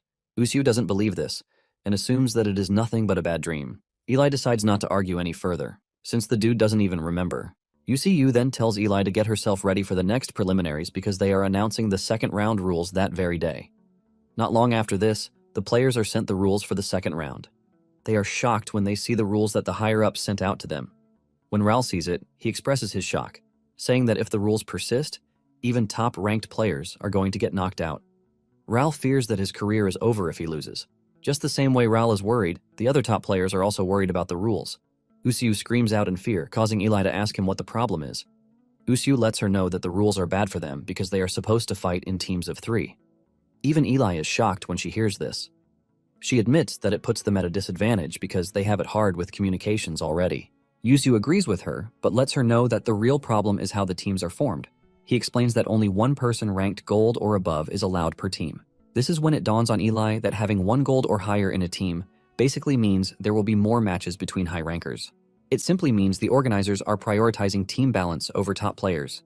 Usuyu says this is the case, which is why it is pretty unusual. He believes that they are intentionally trying to boost exposure for new players by eliminating top-tier ones through team setups. Since this is the case, Eli asks him how they are supposed to form a team with the type of rules set out for them. She believes that people will naturally team up with famous players. Moments later, Usuyu and Eli head to the gathering of the players. Eli talks about the immense crowd there, and Usuyu lets her know that they have just 3 days to form a team. Once they form a team, they are required to fill out the red sheet form with the team members' signatures and submit it to the staff. Eli then asks him if he has anyone in mind, since it is negotiation-based. Usuyu smiles, telling Eli that she has nothing to worry about because they are going to come to him themselves. Moments later, Ral walks through the area and the players start asking Ral to team up with them. Eli starts to realize Usuyu's game plan, and she asks him if he is planning to team up with Ral. Usuyu admits that Ral has the best shield that no one else except them has been able to penetrate the wall. Usuyu mentions that their offensive abilities, combined with Ral's unbeaten shield, would make them unstoppable. Ral also notices Usuyu and Eli on the rooftop, and Usuyu waves to him, but Ral ignores him. Usuyu is shocked, and he deludes himself, believing Ral didn't see him. The following day, Usuyu still sees Ral, and he tries to get his attention, but Ral ignores him again. On the 3rd day, Usuyu remains on the rooftop, desperately trying to get Ral's attention. Ral cannot believe that Usuyu is seriously believing that he is going to team up with someone like him. On the other hand, Eli is not surprised because she already knew that it was going to end that way. She then asks Usuyu what the next move is, since they have only 5 hours left until the team formation deadline. She believes that he must have planned ahead, but Usuyu shocks her, saying he actually didn't. Usuyu confesses, saying he never really had friends before, and the moment Eli hears this, she realizes that they are screwed. Before Usuyu knows it, they have just 3 hours left. Other players are also panicking and trying to find a team at the last minute. They come together, talking about the mind-blowing things that they have done. Most of the players with no teammates are between the black and bronze players. This means they either lack strength or they just lack the visibility that the other players have. In addition, most of them even have slight flaws when it comes to working in a team. There is a particularly strange old dude, Borak, who goes around telling the others that he has been in the field for over 30 years and has the experience. However, the young players are not ready to team up with him because, with his so-called experience, he has been stuck in bronze for 30 years. Suddenly, Usuyu catches everyone's attention when he screams in the air, saying he broke through Ral's wall. He lets them know that this is something no one else has ever done before. and he believes that it is awesome. Everyone immediately turns around to see the dumbass who is speaking, and Eli just holds her head in disappointment. The crowd is initially excited when they hear this, but they immediately water down Usu's feat because they believe that Raul is already on a decline. Some even say they are strong enough to break through Raul's wall because he is not the same person he used to be. However, one of the players approached Usu because of this, asking him if he would be willing to team up with him. Usu then demands to see his knight, and he shows Usu his pig-like knight, saying it can ram at top speed. He lets Usu know that it can even pierce through 5-meter thick rock, and after a minute of assessing the situation, Usu simply tells the dude that they are not compatible. He urges him to look for someone else, but this pisses him off, telling Usu that he is not that great. A few more players show up to try and team up with Usu, but after checking out their knights, he rejects all of them because they don't meet the standards that he wants. On the other hand, the type of players that he actually wants don't want him because they believe that he is new to the game. Since he never had a companion in his life, it made it hard for him to be able to form a proper team. Usu soon finds himself stranded with no teammates at all, and the time is running out fast. A staff member comes on stage to tell them that they have just 1 hour left, and those who fail to form a team by then will be disqualified. This immediately makes things even harder. Eli scolds Usu, saying he kept hesitating, and because of this, they are stuck with no teammates. Eli then suggests that they give up and prepare for the next competition, since no one is ready to team up with them. However, Usu lets her know that this is bad for them because they are going to be disqualified. He lets her know that not only is disqualification disgraceful, but it also comes with a 10-year ban from re-entry. Eli is shocked when she hears this because they can't wait for 10 years, since it is basically a career-ending ban. Eli then asks him what he plans to do, and she suggests that they team up with anyone they can find. Osayu reminds her that they don't have the luxury to pick anyone because their lives depend on it. Osayu says he can't risk it because he cannot afford to lose Eli. Osayu tells Eli that they might not have time on their hands, but he is going to try and pick out the best out of the ones left. Just then, Usu runs into 2 dudes, who ask him to team up with them. Usu demands to see their knights. The green-headed dude shows Usu his knight, saying he based it on a kraken that lives in the deep sea. He mentions that with its special ink, it can instantly block a wide area of vision. The red-headed dude mentions that his own knight can jam signals and do range attacks using blood. Usu takes a closer look at the knights and realizes that they are definitely solid knights, and in addition to this, they specialize in defensive capabilities and the range attacks that the team needs. Realizing that time is going, he concludes that this is the best option that he has. Usu then asks the 2 why they chose him over everyone else. The greenhead reveals that they chose him because of his powerful offense, which is strong enough to break through Raul's wall. He adds that they don't have a one-hit attack like him, which is why they need him. After hearing their reason, Usu finally agrees, and he shakes the dude's hand. The green-headed dude suggests that they start with a quick coordination. With 20 minutes left on the clock, Usu is still discussing team coordination with the 2. Uzi reveals that his knight's best technique can only be used once per match, and after this, there is a cooldown period for it. However, he assures them that the technique was powerful enough to break through Raul's wall, which makes it pretty useful. The greenhead admits that it is a powerful technique, but he believes that they are going to be the ones to cover for it. Usu then tells them that this is not the only technique that his knight can use. He assures them that Eli's general physical abilities are excellent so that they can be used effectively in various situations. The greenhead admits that Eli's one-hit power is really something interesting, and he asks Usayu how he plans to coordinate opinions during battle. Usayu then decides to explain to them how he plans to do this, and before they know it, they have 8 minutes left. Suddenly, the redhead tells them that he has to go to the bathroom. The greenhead tries to stop him because they need to finish up their discussion first. The redhead dashes off, saying he will be back in a minute. With 4 minutes left, Usayu asks the greenhead why his friend is not back yet. This is when the greenhead dude finally shows his true colors. He stands up and walks away. And this is when Usayu realizes that he was tricked. He turns around and he is shocked when he finds out that the 2 are Kalina's teammates. Kalina laughs at him, telling him that she intentionally told them to waste his time, since all tactics are allowed. Kalina laughs at Usayu maniacally, telling him that he is about to be disqualified, since others have found a team too. Kalina walks away, while making fun of Usayu, telling him that he didn't know his place, which is why he is going to suffer. Usayu finds himself in a tight spot, since he has just 1 minute left, and a career failure stares him right in the face. In a desperate attempt to make sure he doesn't get disqualified, he starts running around, screaming, and asking if there is anyone who is without a team yet. Suddenly, Borak emerges in the distance, telling him that he doesn't have a team. With just 40 seconds left, the dude fills the team form with Usayu. Usayu then screams again, asking if there is anyone left because there are just 10 seconds on the clock.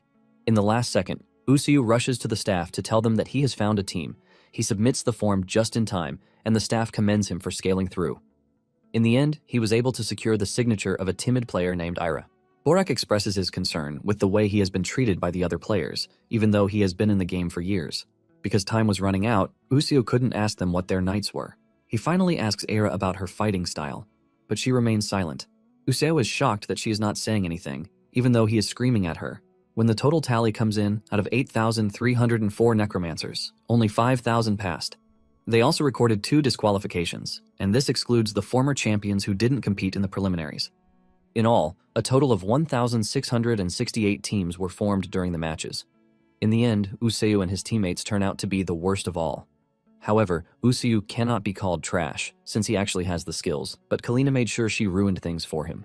Borak, on the other hand, starts to boast, telling his teammates that they are lucky to have teamed up with him because he considers himself to be the greatest of all time.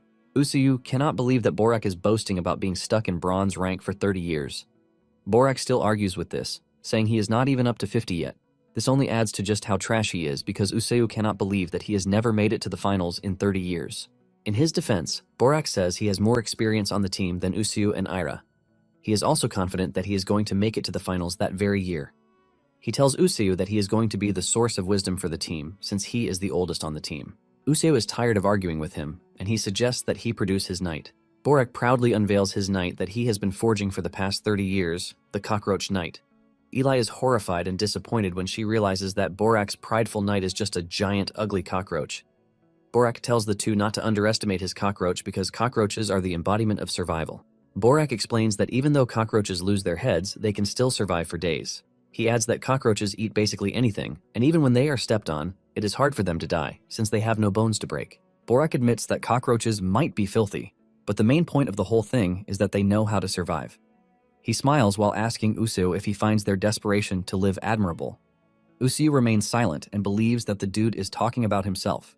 He has spent 30 years in the same rank, but he kept holding on, which shows his resilience. However, Usuyu cannot help but admit that the cockroach is decent. When it comes to the overall take on it, it appears to have solid fundamentals. However, Usuyu can see that it doesn't have any unique standout strengths. To avoid blowing his brain apart in trying to learn more about the cockroach, he suggests that they save the detailed strategy meeting for later. He then turns to Era, asking her where her knight is. Just then, a black big cat appears beside Era, and the moment the other two see this, they immediately come to the same conclusion, which is the fact that they are so screwed. Era then scribbles on her note, telling them that the cat is her knight. Later on, an argument ensues between Eli and Usuyu. Eli screams at Usuyu, asking him if he seriously believes that she is going to risk her life to fight alongside a cockroach and a dumb cat. Eli scolds Usuyu since he claimed he would pick a good team for her sake. Usuyu tries telling her that it is not his fault because it just turned out the way it did. Nonetheless, he suggests that shifting blame is not going to help them. Things have turned out badly already, and he lets Eli know that they have just 3 choices. The first one is to push through and come out on top, and the second is to die, while their third choice is to forfeit everything. With these options, Usuyu asks Eli what she wants to do. Eli takes a minute to think over it, and she tells Usuyu that they have no choice but to push through till the end. Soon afterward, the host welcomes the players to the first match of the second qualifying round. He informs the players that the team that loses all 3 members will be eliminated. Once he is done laying out the rules, he calls out the first team, which is Usuyu's team. Their opponents are Claude, Seren, and Bertor. The team is led by Claude, and he appears to be a dangerous fellow who takes pride in music. In fact, he and his team are taking the battle as a stage performance. Claude unveils his knight, and at first sight of it, Eli can see that the knight is strong, leaving her to wonder what the knight's fighting style is. To hide the fact that he is communicating with her, Usuyu wears a mask to cover his mouth. He is basically whispering through the mask so that the two standing beside him won't hear him. Usuyu tells Eli that they have held a strategy meeting, and from their conclusion, the cockroach appears to be agile and would be the one to roll out first. The cockroach will read the opponent's attack patterns and the overall feel. With this, they will be able to identify the strongest knight so that they can go after it and immobilize it. If things go as planned, it will create a 3 versus 2 in their favor. Eli asks Usuyu what the cat will be doing while she and Borak are fighting. Usuyu subtly tells Eli that the cat is out of the bag. Usuyu had asked Ira what her cat could do. Ira only scribbled on her note, saying her cat is adorable. Eli cannot believe that only she and Borak's knight will be the ones doing the fighting. Usuyu tells Eli that they should prepare for a worst-case scenario of a 1 versus 3 situation. To make sure that they have the edge, Usuyu suggests that they focus on sustained combat instead of mobility. To help with this, Usuyu has attached a sword to Eli's left arm. Eli considers this the right call too, since their combat power will drop after she uses her punch. Once the players are ready, the referee starts the match. Borak is the most excited player on the team, and he unleashes his cockroach, ready to show everyone the power that he has been trying to perfect for 30 years. The cockroach dashes toward Claude's knight, and Eli admits that the cockroach is faster than she expected. The cat, on the other hand, lies on the floor lazily. Claude doesn't appear to be scared or threatened one bit as Borak's cockroach dashes toward his knight. Seren and Bertor set the stage with their knights while Claude takes the lead. They turn the arena into a proper stage performance with Claude's knight dancing in the middle of it all. While approaching them, Borak believes that the knights handling the song and light look defenseless. He decides to move past the main lead and get to the other two. He plans to take them down and show everyone that he is not useless. Before he can make it past the lead, the cockroach's head flies off its body, shocking Borak. It turns out that Claude's knight has a very long reach, thanks to her weapon. Claude makes fun of them for trying to get past him, the main character. The moment Eli sees this, she marks Claude's knight as her target and says it is best they eliminate it first. Eli dashes toward the knight at great speed, but before she can reach the knight meets her halfway with a long-range sword. Eli manages to block the hit with her sword too, ultimately saving her life. It turns into a fierce sword fight between the two, but Eli gets overwhelmed and thrown to the ground. Eli lets Usu know that Claude's reflexes and reaction speed are well above their league. Eli adds that Claude is fighting with pure physical strength that they can't overcome in a short space of time. Usu agrees with her, saying Claude's reach is also longer than theirs. Because of this, it is going to be difficult for them to even get close to him. Nonetheless, Eli reminds Usu that all she needs is one shot to take Claude down. Eli observes his knight for a minute before indulging in the fight again. The fight turns out to be really intense for Eli, and just as she is about to be killed, Borak's cockroach appears out of nowhere to swoop her away. Usu is shocked when he sees this because he wasn't expecting the cockroach to still be mobile. Borak rides the wave on this, reminding Usu that cockroaches can still move with just a few legs and antennas. He then reveals that in their dying moments, they release octopamine, which grants them a burst of amazing speed. Borak mentions that in that moment, the cockroach's speed is 10 times its regular speed. Borak is desperate and eager to show Claude what it means to be pushed to the wall. When Usu hears this, he realizes that the cockroach will be too fast for the enemy to even track it. Borak confirms this, saying he can basically dodge any physical attack, and with this, he can get close to create an opening for them so that Usu can attack with his knight. Borak boasts about how the cockroach is the fruit of his lifelong research and effort. He names the technique the Annihilation Dash, and he activates it, ready to push Eli toward the enemy. However, the internal pressure from the cockroach causes it to explode into pieces. Usu is mortified when he sees this, and Borak, on the other hand, wears a face of disappointment. Without a doubt, Borak admits that they are screwed. Claude makes sure to finish the cockroach off by crushing the red jewel. Usu cannot believe what is happening right in front of him. He realizes that Borak has never used the technique in battle before, and Borak admits to this. Even with the failure, Usu believes that Borak's technique can actually become an incredible weapon because anything moving so fast is always hard to counter. Usu realizes that Borak would have left the bronze rank a long time ago if his technique had worked out. On the other hand, Claude is mocking them, telling them to maintain their role as villains in his story. Since the cockroach is out of the fight, he tells them to get ready for the next act. He decides to increase the tempo of the battle, and he goes after Eli harder than before. Realizing that Claude is gaining the upper hand, Eli retreats to avoid getting skewered. While Claude is increasing the intensity of his attacks, his teammates are making sure Eli is not having a comfortable time in the arena. While trying to get away, Eli gets hit with a bright light from one of the knights, launching her into the wall. Eli is still trying to get herself together when the second knight hits Eli with a bright red light. Apparently, the red light is a melting ray, and if exposed to it for more than 3 seconds, the target's flesh will melt away. The moment Eli and Usu figure this out, Eli gets back on her feet and dashes away from the target area. However, she gets hit by the white light again. Before she knows it, Claude is already onto her, making life difficult for her. When Borak sees all that is happening, he concludes that they are done for and have no chance whatsoever. Usu is worried, and he tells Eli that the only chance they have is to create a variable, no matter how hard it seems. Eli then asks him what they can do, and Usu urges her to use her fist. He urges her to trust him concerning what he wants to tell her. He suggests that she hit the floor diagonally at a 45-degree angle.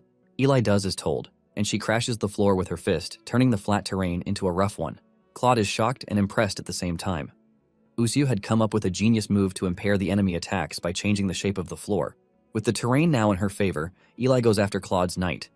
She delivers several punches to the knight's body since it no longer has the opportunity to glide around the arena like before. Claude freaks out and he screams at his teammates, telling them to support his knight. The other two let him know that they are having a hard time moving thanks to the debris. Claude panics because he can clearly see that with the way things are going, his knight is going to end up dead. Just as he predicted, Eli gets the upper hand and overwhelms his knight. With nothing else for Claude to do, he watches in horror as Eli shatters his knight's heart, ultimately killing it. Borak cannot believe his eyes when he sees this, and he realizes that they finally have some semblance of hope. At the same time, taking out Claude's knight gives Eli the boost in confidence that she needs to hunt down the other two knights. When talking about a knight, it means nothing but a lump of flesh to some necromancers, but to some, they are beautiful, and an example of this type of necromancer is Claude.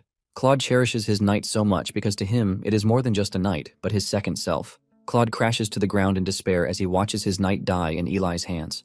His body can't handle the shock, and he starts choking, forcing the medical staff to rush over to his side. The medic checks on him and announces that it is not life-threatening because it is a temporary shock. The staff then tells the other two to continue the match. Bertor tells his teammate that they might have a chance at winning because the opponents have lost a lot of attack power too. The dude then kicks his knight into overdrive to perfectly see the enemy. He watches as Eli dashes toward him unarmed, and he mocks her. He immediately activates his fusion light, but just as the light is about to hit Eli, she whips out the knight's body she just defeated and uses this to block the attack. Using this as a shield, she makes a break for Bertor's knight. She crushes the knight, and after this, she goes after the knight who has been shooting beams of light at her since the battle started. However, Seren's knight has a secret weapon that she is hiding. Just as Eli is about to reach the knight, she fires a giant arrow at her. At the last minute, Eli is able to block the arrow with her left arm, and thanks to this, she survives the arrow. However, Eli's survival means a huge problem for the enemy team, and she dashes toward them again. The knight continues shooting beams of light at Eli, hoping to take her down, but she dodges everything and cuts off a huge chunk of the enemy knight.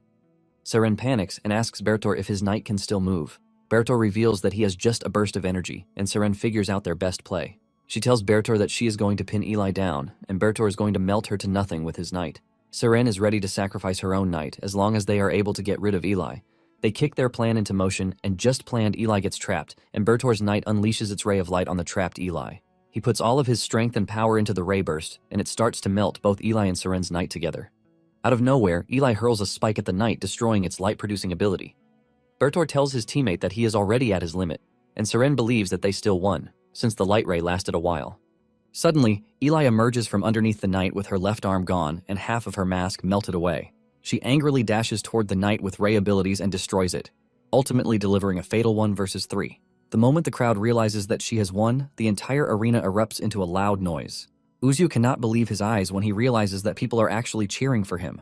This feels like a stream of holy water washing away his filthy body, and his left arm gets washed clean of the filth. Uzu screams out in return, roaring his name for them to hear. He tells them to remember his name because he will soon become the best. After the battle, Uzu confronts Aira for doing nothing during the battle. He pushes her to the wall, saying they would have at least had things easier if she had helped. He demands an explanation from her, and he wants it to be a good one, or else he promises to end her. Even with his threats, Aira simply pulls out her note and scribbles in it just like she does. She reveals that the cat doesn't listen to her because the cat's master is the cat itself.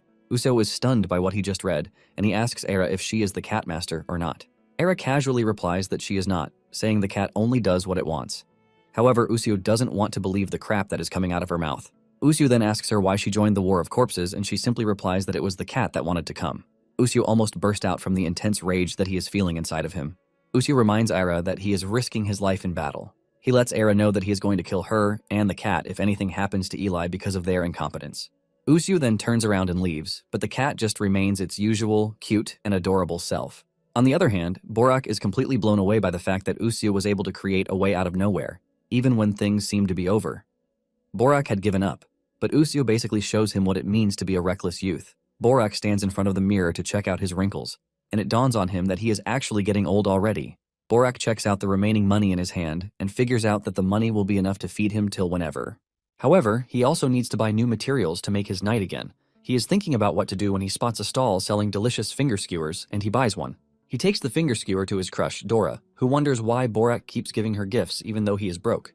In his defense, he tells her that he is aware she loves it and cannot pass by without buying her one. He also assures Dora that she has nothing to worry about because his signature technique is almost completed. Dora becomes excited when she hears this because she believes that Borak has finally nailed it. Borak then reveals that he managed to gather enough power, but the knight exploded from internal pressure. However, he believes that he has found a way to make things work the next time. With a bright smile on his face, he tells Dora that he is definitely going to make it work this time around. Just then, Dora tells him just how excited and lively he always looks whenever he is talking about the War of Corpses.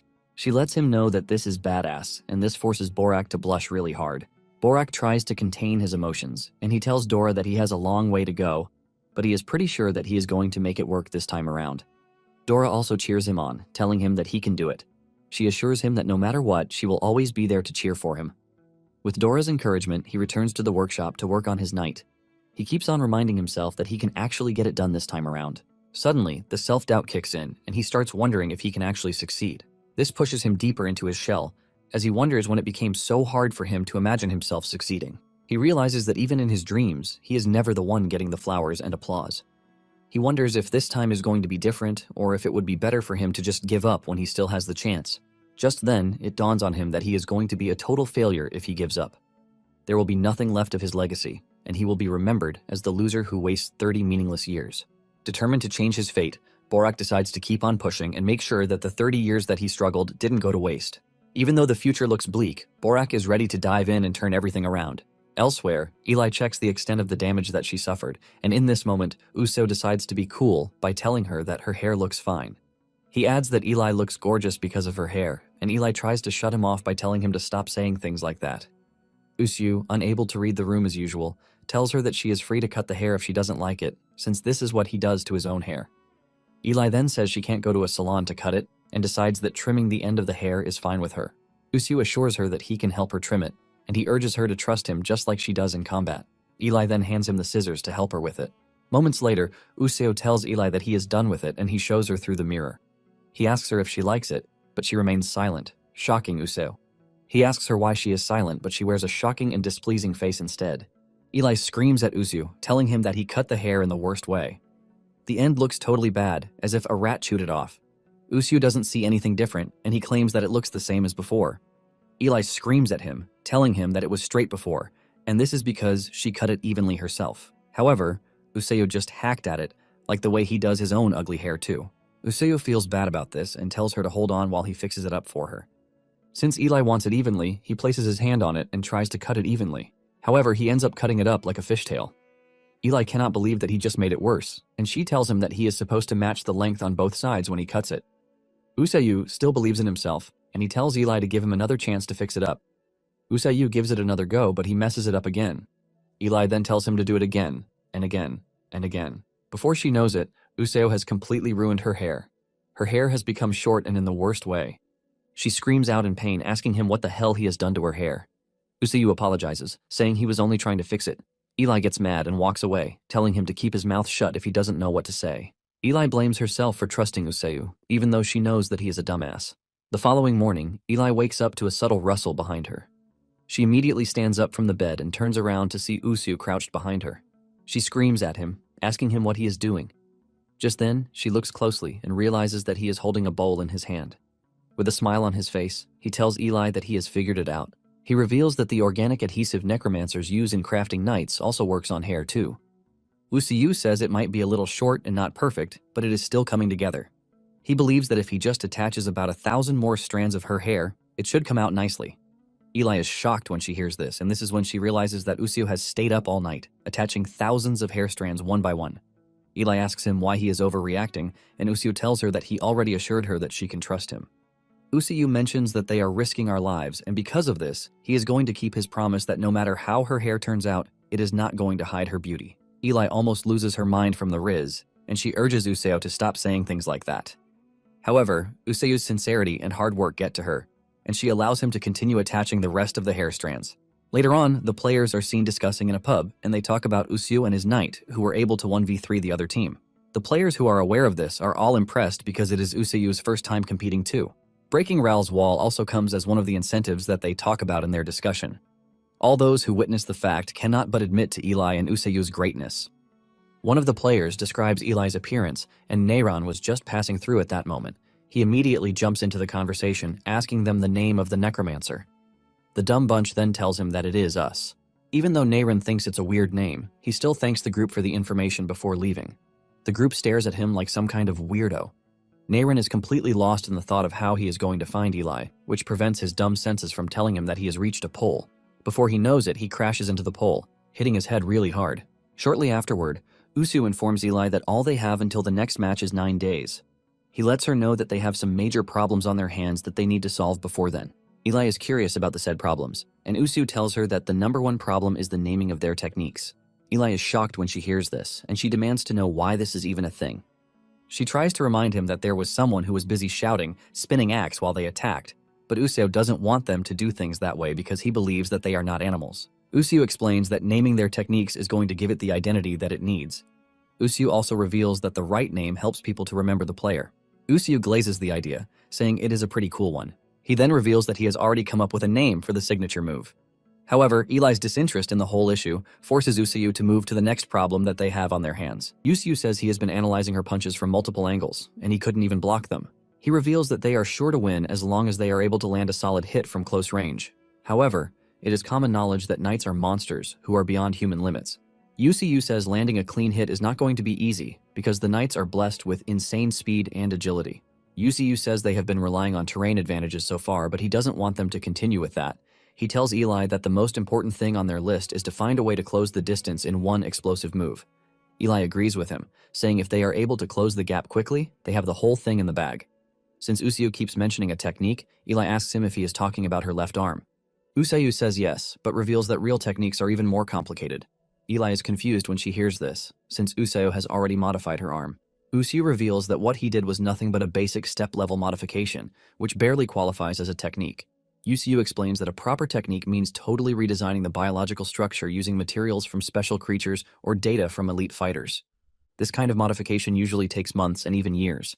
Eli is surprised when she hears this, and Useo decides to cite an example of what he is talking about.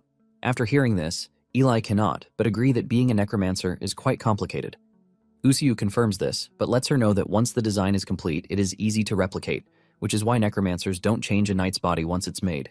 In addition to all of their problems, they are also broke. Nonetheless, he believes that they have to gamble on high-risk, high-reward materials, even if it has a low success rate. And to follow through with his suggestion, Useo already came prepared. He brings out a box with an unidentified item, leaving Eli totally curious. When Useo shows the item inside the box, Eli screams at him, asking him what the creepy thing is. He then reveals that it is the leg of a creature called a death gust. Eli is surprised, since it is her first time hearing of such a creature. Useo then explains that they are a type of insect that only inhabit a place called the Black Mountain. On the said mountain, there are deep and slippery pits full of methane and hydrogen sulfide. Apparently, when they are inside this pit, they grow up safely by eating slimy moss and bacteria colonies, but when they become adults, their internal pressure rises and their internal organs begin to require oxygen. Because of this, they are required to escape for survival and reproduction. During their juvenile period, they use all their strength to create these legs and they risk their lives to jump. They are about to climb out of the several kilometer deep pit using this. Eli is enjoying the lecture and she figures out that the insects need the legs to leave the cradle and become adults. Useo confirms this, saying a death gust can jump hundreds of meters at once. Because of this, every one of its fibers is different, making it hard to manipulate. Instead of using it as a leg, they often use it to support or reinforce the torso. Because of how complex it sounds, Eli asks Useo if it is even possible to design and manipulate it within 9 days. Useo admits that it might be difficult for an ordinary human, but for someone like him, it is not impossible. Since he is confident in what he can do, Eli tells him that he should have just designed it from the start. Useo explains that he didn't have the financial stability because he was making Eli at the time. In addition, he believed that it would be too difficult if he did. Useo reminds her that it was difficult for them to even coordinate their walking at the start of everything. However, he needs to make this work, since it is absolutely necessary for the outcome of their match. He urges Eli to trust him, just like he usually tells her. Useo is prepared to show her the skills that he has accumulated over the space of 10 years. 5 days after he boasts about how good he is, Useo is busy sweating while trying to fix the death gust leg to Eli's leg. Useo cannot believe that he is encountering so much difficulty, and he concludes that he is so screwed. Eli hears this, forcing her to ask him if she can still trust him. Useo assures her that he still has it under control. He reveals that the problem is that the muscle fiber arrangement is different from what he expected. Even though everything appears to be totally out of his control, he is not ready to give up. Just then, Eli talks about how much Useo has improved when it comes to moving her limbs. She also noticed that he has been moving it without even looking. Useo says this is possible because he has been researching her body every single day. Eli is shocked when he says this, and she asks him what he has been researching. Useo cites examples of what he has been taking notes of, like when and how she laughs, the way she even walks, and every one of her daily habits. He reveals that whenever she is angry, her left eyelid twitches slightly, and when she is on her feet and thinking of something, she practically taps the floor 3 times with her heel. He adds that whenever she is tired, she shrugs her right shoulder, and before she sleeps, she turns around and picks her nose once. Eli screams out when she hears everything that he listed out. Eli thinks it is over until Usio mentions that he has been looking at the microcurrents that he feels every time he moves her body daily. He has taken note of everything because he is eager to help her move naturally without having to look. He tells her that without the things he has done, he would never be able to become her perfect arm and leg. Eli is totally blown away, and she asks him if everything he has done so far is to win the War of Corpses, and Usio says yes. Nonetheless, he assures her that if it is her wish for him to remain by her side until he dies, he is going to do so. Eli fights really hard to contain her emotions because of the subtle romantic things that Usio has been saying to her without even realizing it. 4 days later, Usio shows up at the arena, looking completely sleep-deprived.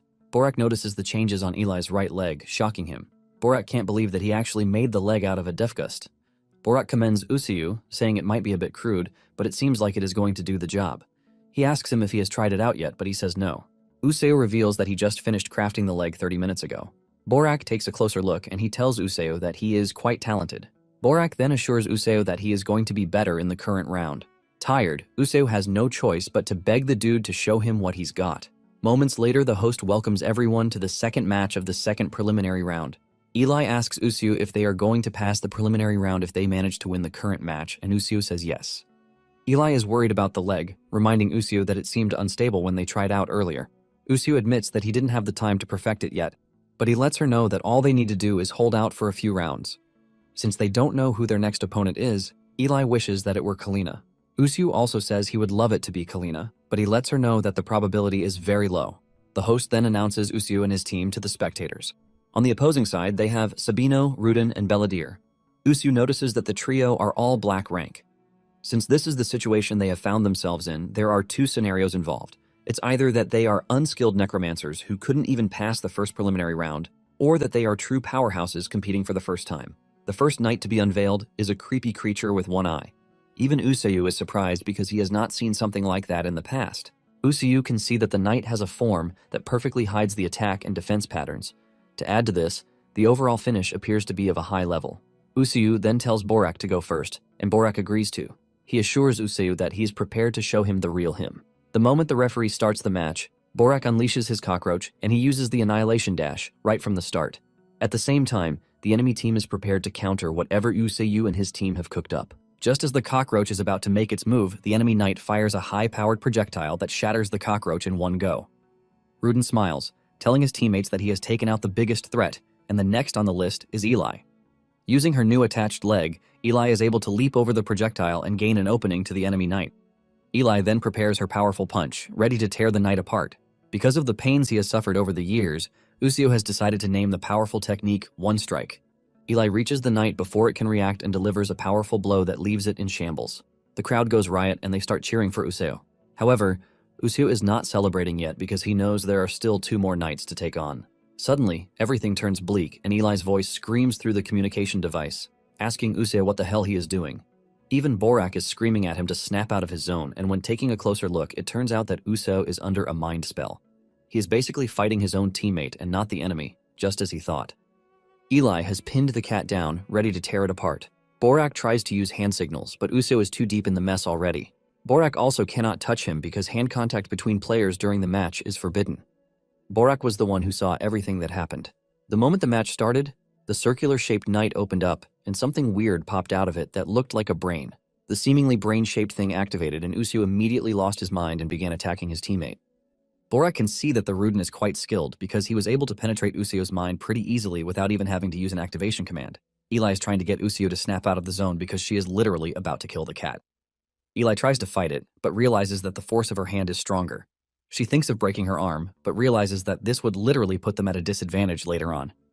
Eli is left wondering what she is supposed to do in this type of mess that they have found themselves in.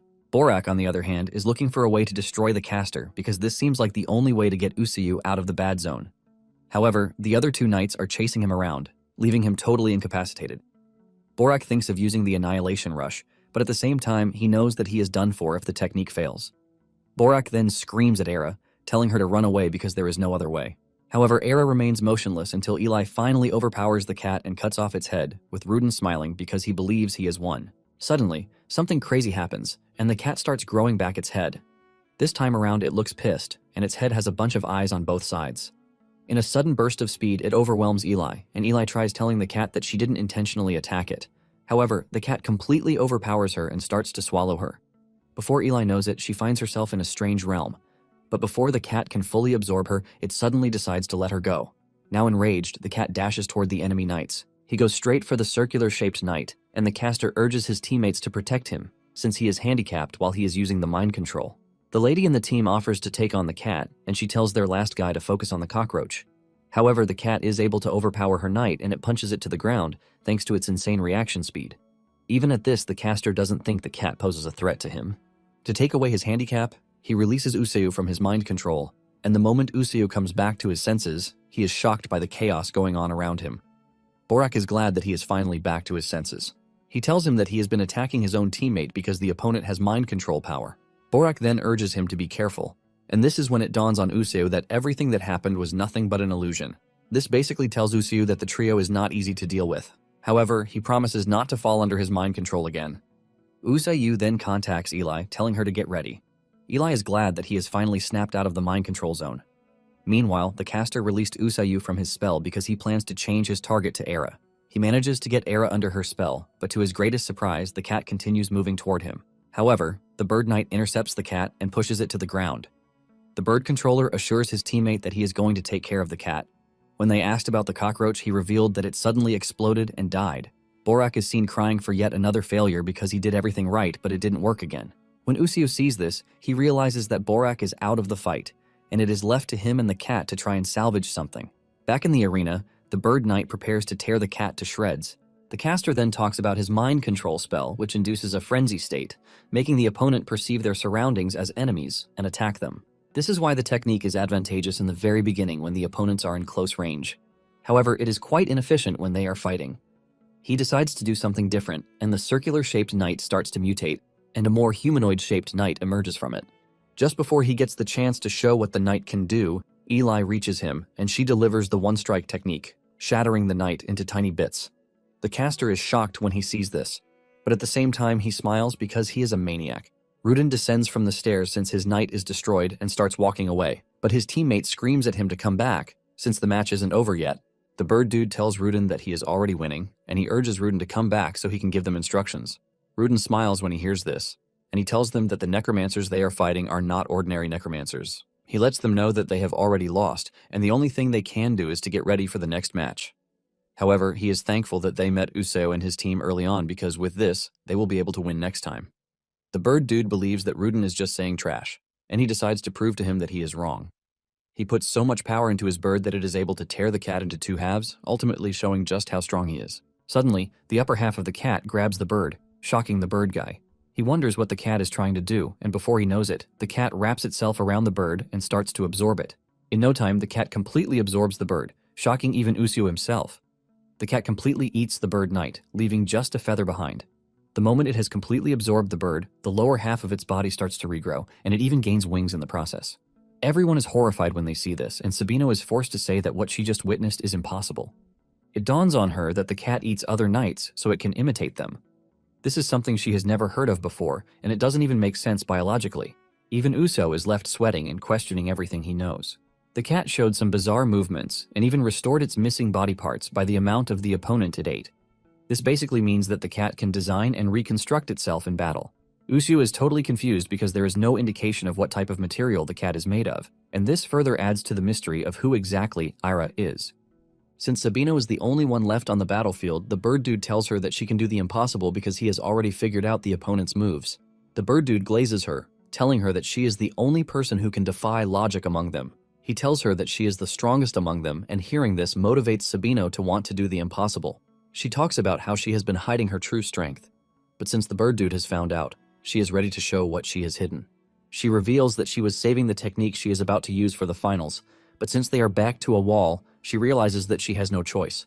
She makes a terrifying hand signal to pull her knight together and display a crazy amount of power, but before she even gets the chance to display whatever trash power she has hidden, Eli slices her knight in two.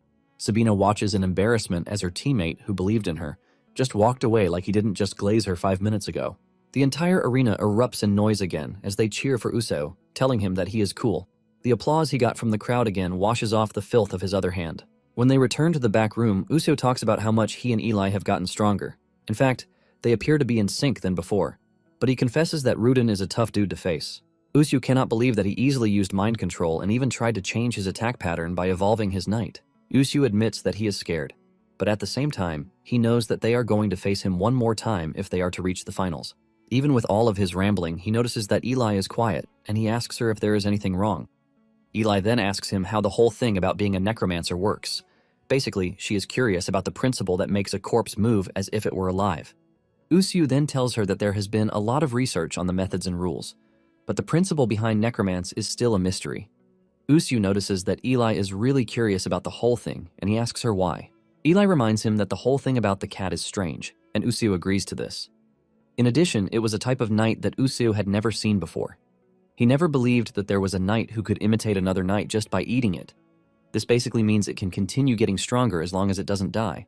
Eli then reminds Usui what he said about knights being mindless, moving masses of corpses. However, Eli doesn't think this is accurate because she still possesses her old memories and can even speak. She asks Usui how this is possible and the chances of someone experiencing a similar situation to this.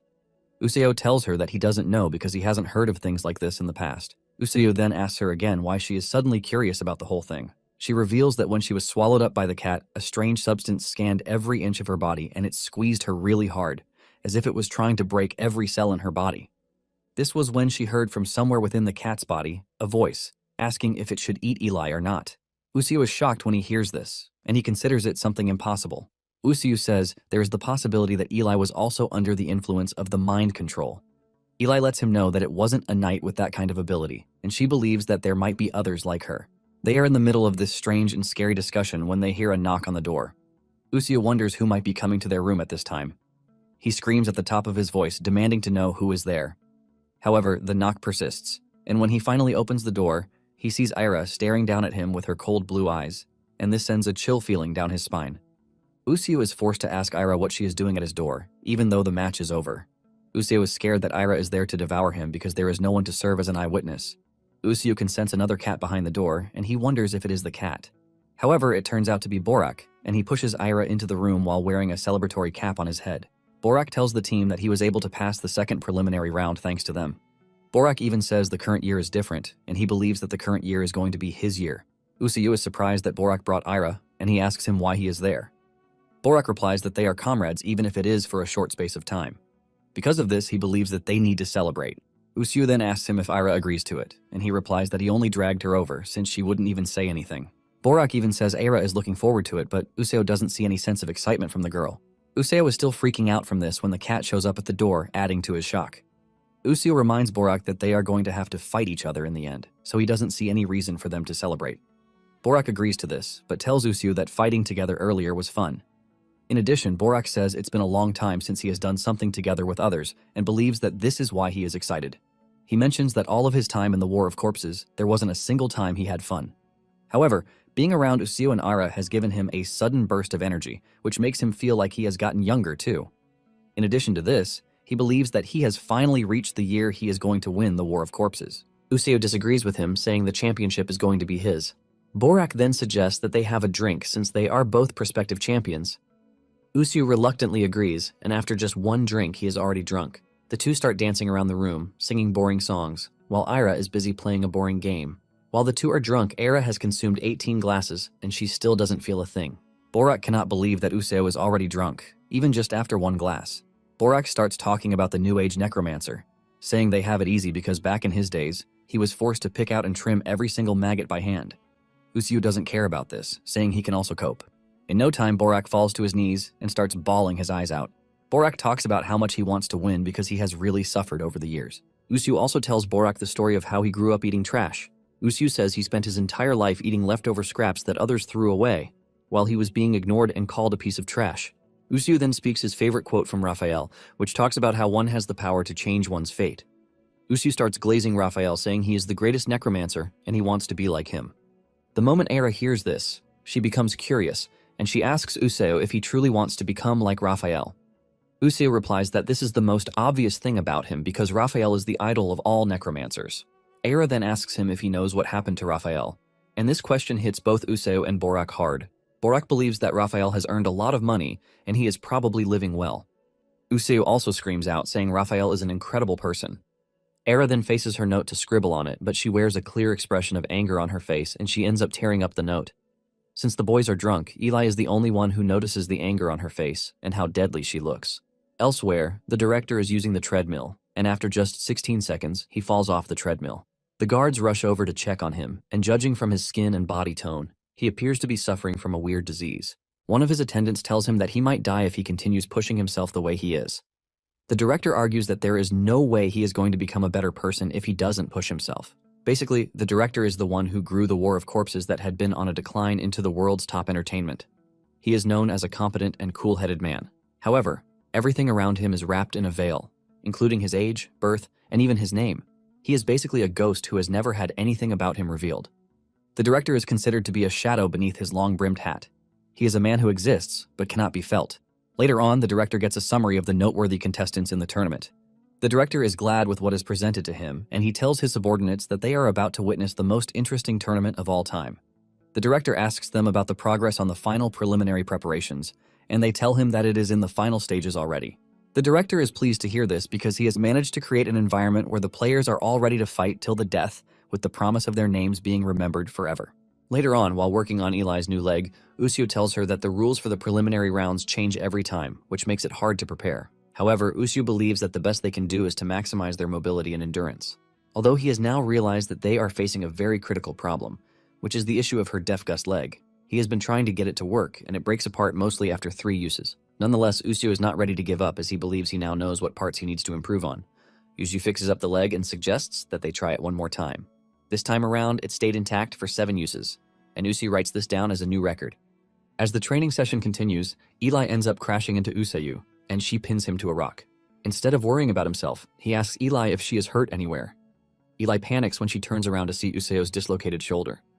Useo doesn't put too much importance on this, telling Eli that it has happened a few times in the past. Eli disagrees with him, saying a dislocation is pretty serious, but Useo doesn't really care. He tells Eli that she is currently the most important thing to him, and as long as she is safe, suffering a dislocated shoulder is nothing to him.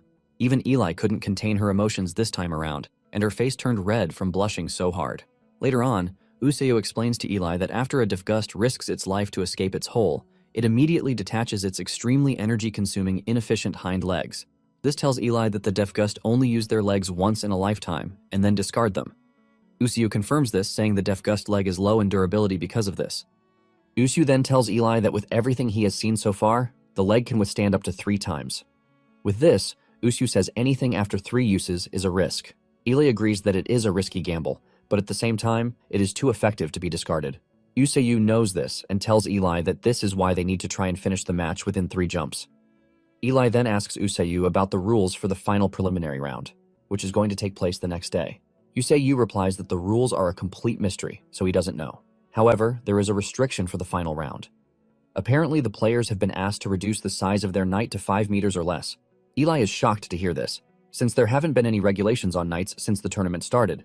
With this regulation, Eli fears that they have to fight in a narrow space. The next day, all the contestants gathered in the arena, and Useo feared that the preliminary round could be a team battle. In addition, he wonders what the giant gate standing is hiding. The host soon makes their announcement, telling them that they are to leave their knights behind and slowly follow the guide outside. Useo then tells Eli to stay behind while he follows the other players. Useo finds himself walking among a bunch of people, which is something that has never happened. He realizes that he is getting suffocated thanks to the crowd surrounding him. The voice in his head doesn't make things better too, as he starts calling him all sorts of names. When Useo realizes that he can't take it anymore, he frantically contacts Eli, asking her if she can hear him.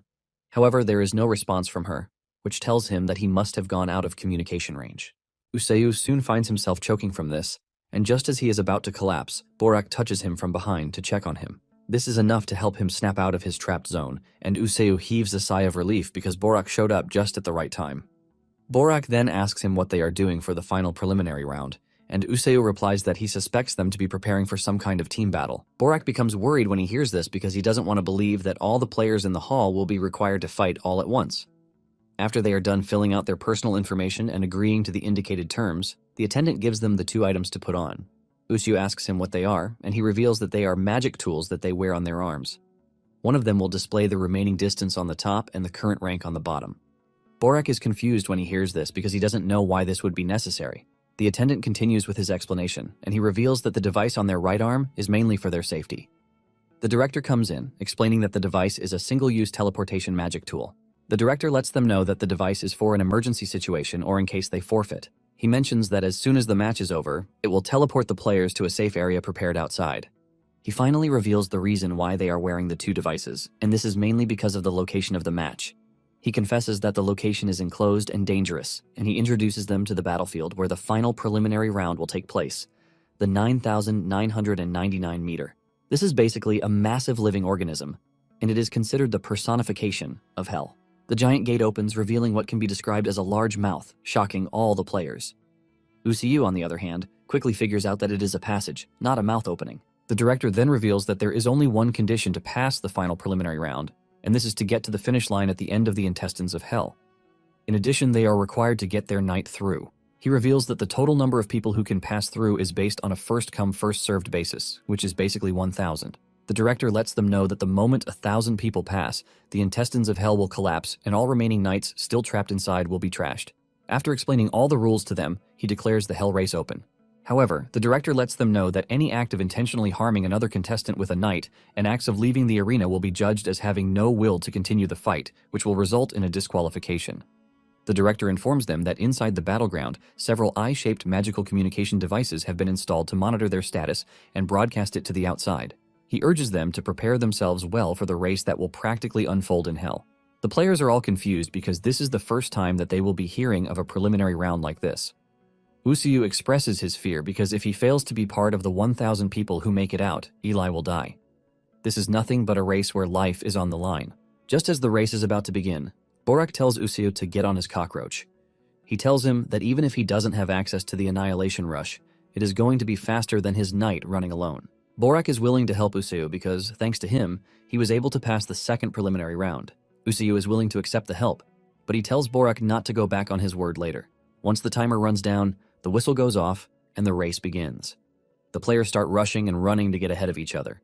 The cockroach manages to keep up the pace, and Usiyu commends it, saying it might not be the fastest, but it is better than his knight. Borak admits that his skills might be lacking during fights, but in times like these, he is prepared to show Usiyu what he can do.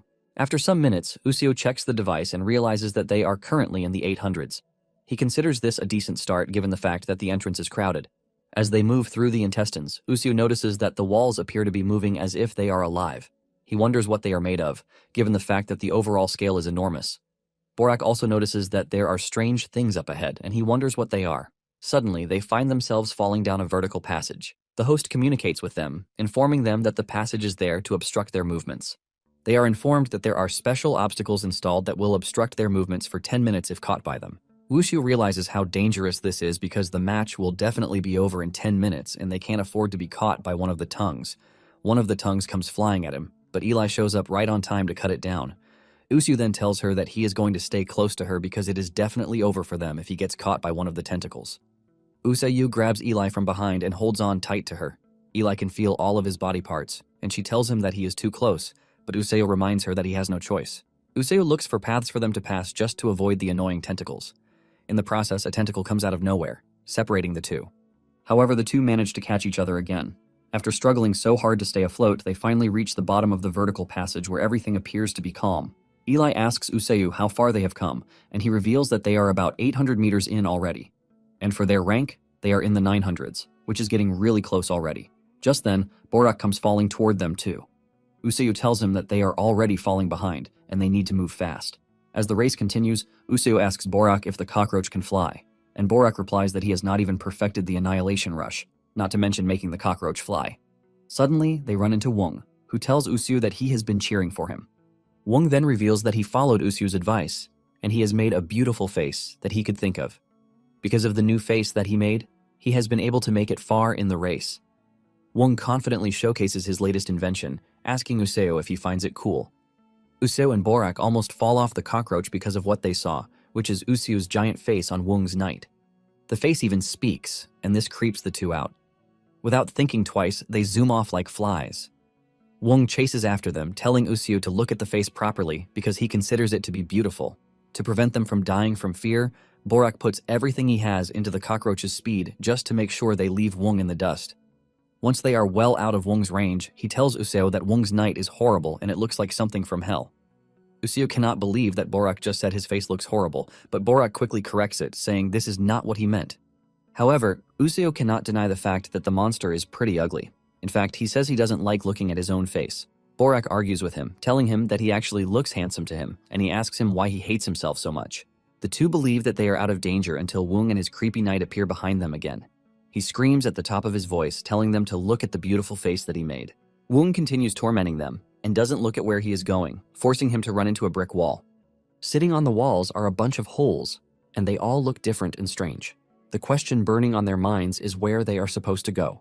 Usuyo then tells Borak that they don't have time to delay because their rank is dropping quite fast. He suggests that they go through one of the holes, which appears to be the most ordinary of all. Borak takes his suggestion and they dive through the hole. Meanwhile, the spectators are following the race, thanks to the cameras installed everywhere on the battleground. The control room is also buzzing with a lot of activities going on, as the media team panics to make sure that they capture every moment on camera.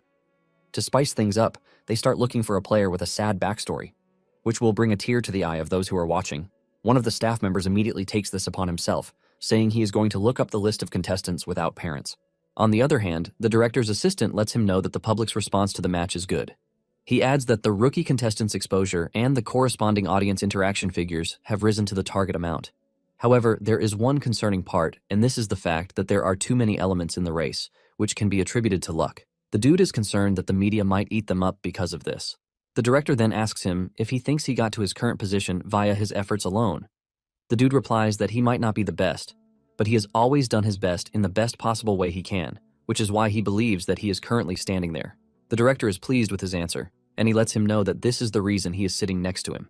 However, the director lets him know that his own case is entirely different because the biggest factor that contributed to where he is luck. The director says he is lucky to have been born in an era where his talents are useful.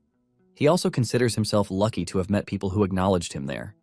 In addition, he was lucky to have parents who raised him, and all of these combined are why he believes that he is lucky. Nonetheless, he tells his subordinate that he wants to see the desperation of a human who can overcome fate. Basically, he is excited to see where human desire can push people to.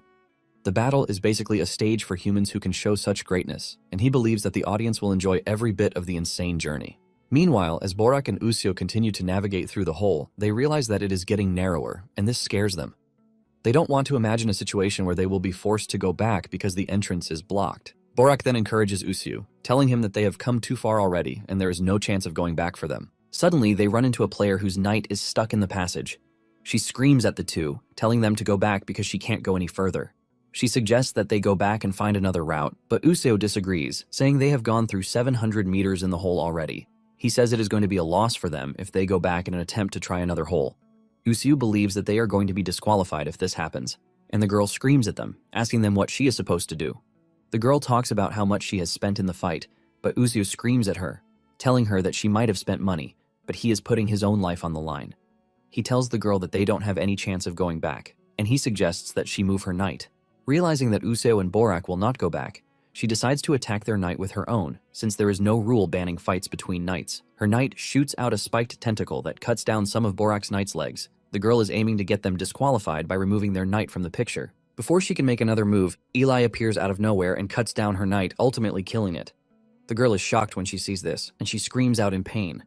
Since she has no knight again, she is forcefully teleported out of the arena. This makes it clear to Borak and Usuyo that getting disqualified means automatic teleportation outside of the battlefield. Usuyo then asks Borak if his knight is still okay and can run. Borak reveals that the cockroach has lost a few legs, but it can still move. With this, they continue the journey again. Since there is no penalty for killing the girl's knight, Usuyo figures out that fights between knights are allowed. This basically means that there are a lot of variables that might appear during the course of the race. Moments later, they find an exit, and Usuyo reveals his relief that they don't have to turn back.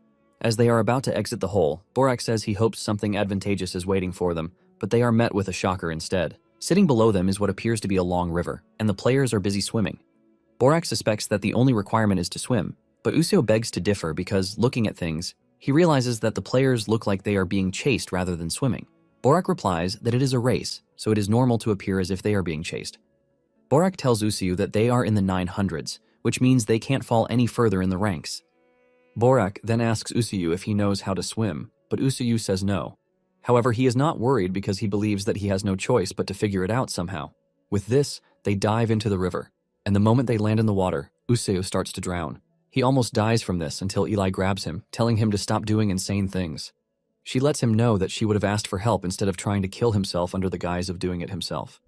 Eli then tells him to hold on to her left arm with his body, and she assures him that she will be the one to do the swimming. As they continue, Eli shows Useo how he needs to move so that things can be easy for them both. Useo then talks about how warm the water is. He reveals that he has never seen his mom before, which is why he doesn't know what a mother's embrace feels like. However, being in the warm water makes him question if this is how it feels. As they continue swimming, Borak says it would have been good for them if they had a knight that could fly. Suddenly, Borak senses something latching onto his leg. He pushes his head into the water to see a weird creature grabbing his leg. Borak screams out in shock, and this is when the information about the river rings out. They are informed that they are currently in the stomach of hell, and it was designed like the stomach of a creature living in hell. It doesn't secrete stomach acid to dissolve food, but in the depths of the water are parasitic mermaids that will hold on to their feet. These mermaids hold on to everything that moves in the water, but won't endanger their lives. Their job is to make sure that they stop the players from reaching their goal. The announcer then wishes the players good luck, hoping that they are able to escape the stomach of hell. This immediately creates a surge in panic, and Useo tells Eli to move quickly. However, Borak tells them that there is nowhere to run, since there is nothing but water.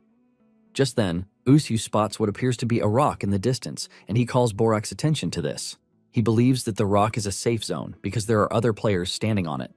Useo then suggests that they move faster so that they can get to the safe zone. It turns into a brutal race for survival, and Eli manages to drag Useo to the rock just in time. Borak and his cockroach also make it to the safe zone alongside Useo. One of the creatures latches onto Borak, but Useo helps him kick it off. Useo cannot believe that they are telling them creatures cannot endanger their lives when they can literally drown thanks to the annoying mermaids. Borak is worried that they are screwed already since the water is completely overrun by the mermaids. Useo looks around to check out the exit, and he realizes that it is about 1 kilometer away. Useo says it will take them hours to get to the exit, while also fighting off the damned mermaids. Borak checks their ranking and realizes that they are in trouble because they have been pushed out of the top 1,000 already. Useo panics when he hears this, and he starts thinking of a solution to the problem. He thinks of using the Defgust leg to leap across, but he is worried that this might not work because Eli has not used the leg while carrying someone before. He then thinks about using players as bait, but he trashes the idea because this will only create enemies for him, and he is trying to avoid a situation where a group of players is hunting him. Before he knows it, he realizes that they are already falling so far behind on the rankings. The annoying voice in his head appears again to mock him, telling him that he has no chance from the start because he is nothing but a piece of shit. Suddenly, Useo spots the redhead from Kalina's team flying past them on her bird night while laughing and talking about how easy the whole thing is. The moment Eli recognizes her, she swings into action and leaps toward her. She grabs her knight, and Useo reminds the redhead of what she did. He lets her know that fights between knights are allowed, and he can easily order Eli to kill her knight because her hands are holding on to her knight's heart. Useo then tells her that she has to carry them to the exit if she doesn't want to be disqualified. The girl argues, saying her knight can't carry too much weight because it won't be able to fly. Useo then tells her that her knight is going to die, since he has nothing to lose in the first place. Useo is ready to get her disqualified, since he is heading down the path already. Eli is about to crush the jewel when the redhead screams out, telling Useo that she is ready to help, but she lets him know that there is a condition to it. Useo is surprised that even in her current state, she still has something to bargain with. The girl tells Useo that he has no choice but to follow her condition if he wants to escape too, and whatever her condition is, it puts Useo on his toes. Useo then asks her what her condition is, and she reveals that she can only take Useo and his knight. The redhead mentions that her knight cannot carry heavy things because the weight the knight can handle is about 200 kilograms. She makes it clear that only Useo and his knight can join her. The moment she says this, Borak quickly grabs Useo, telling him that he can't leave him behind. He reminds him that he has no chance whatsoever because he can't get through the river by himself.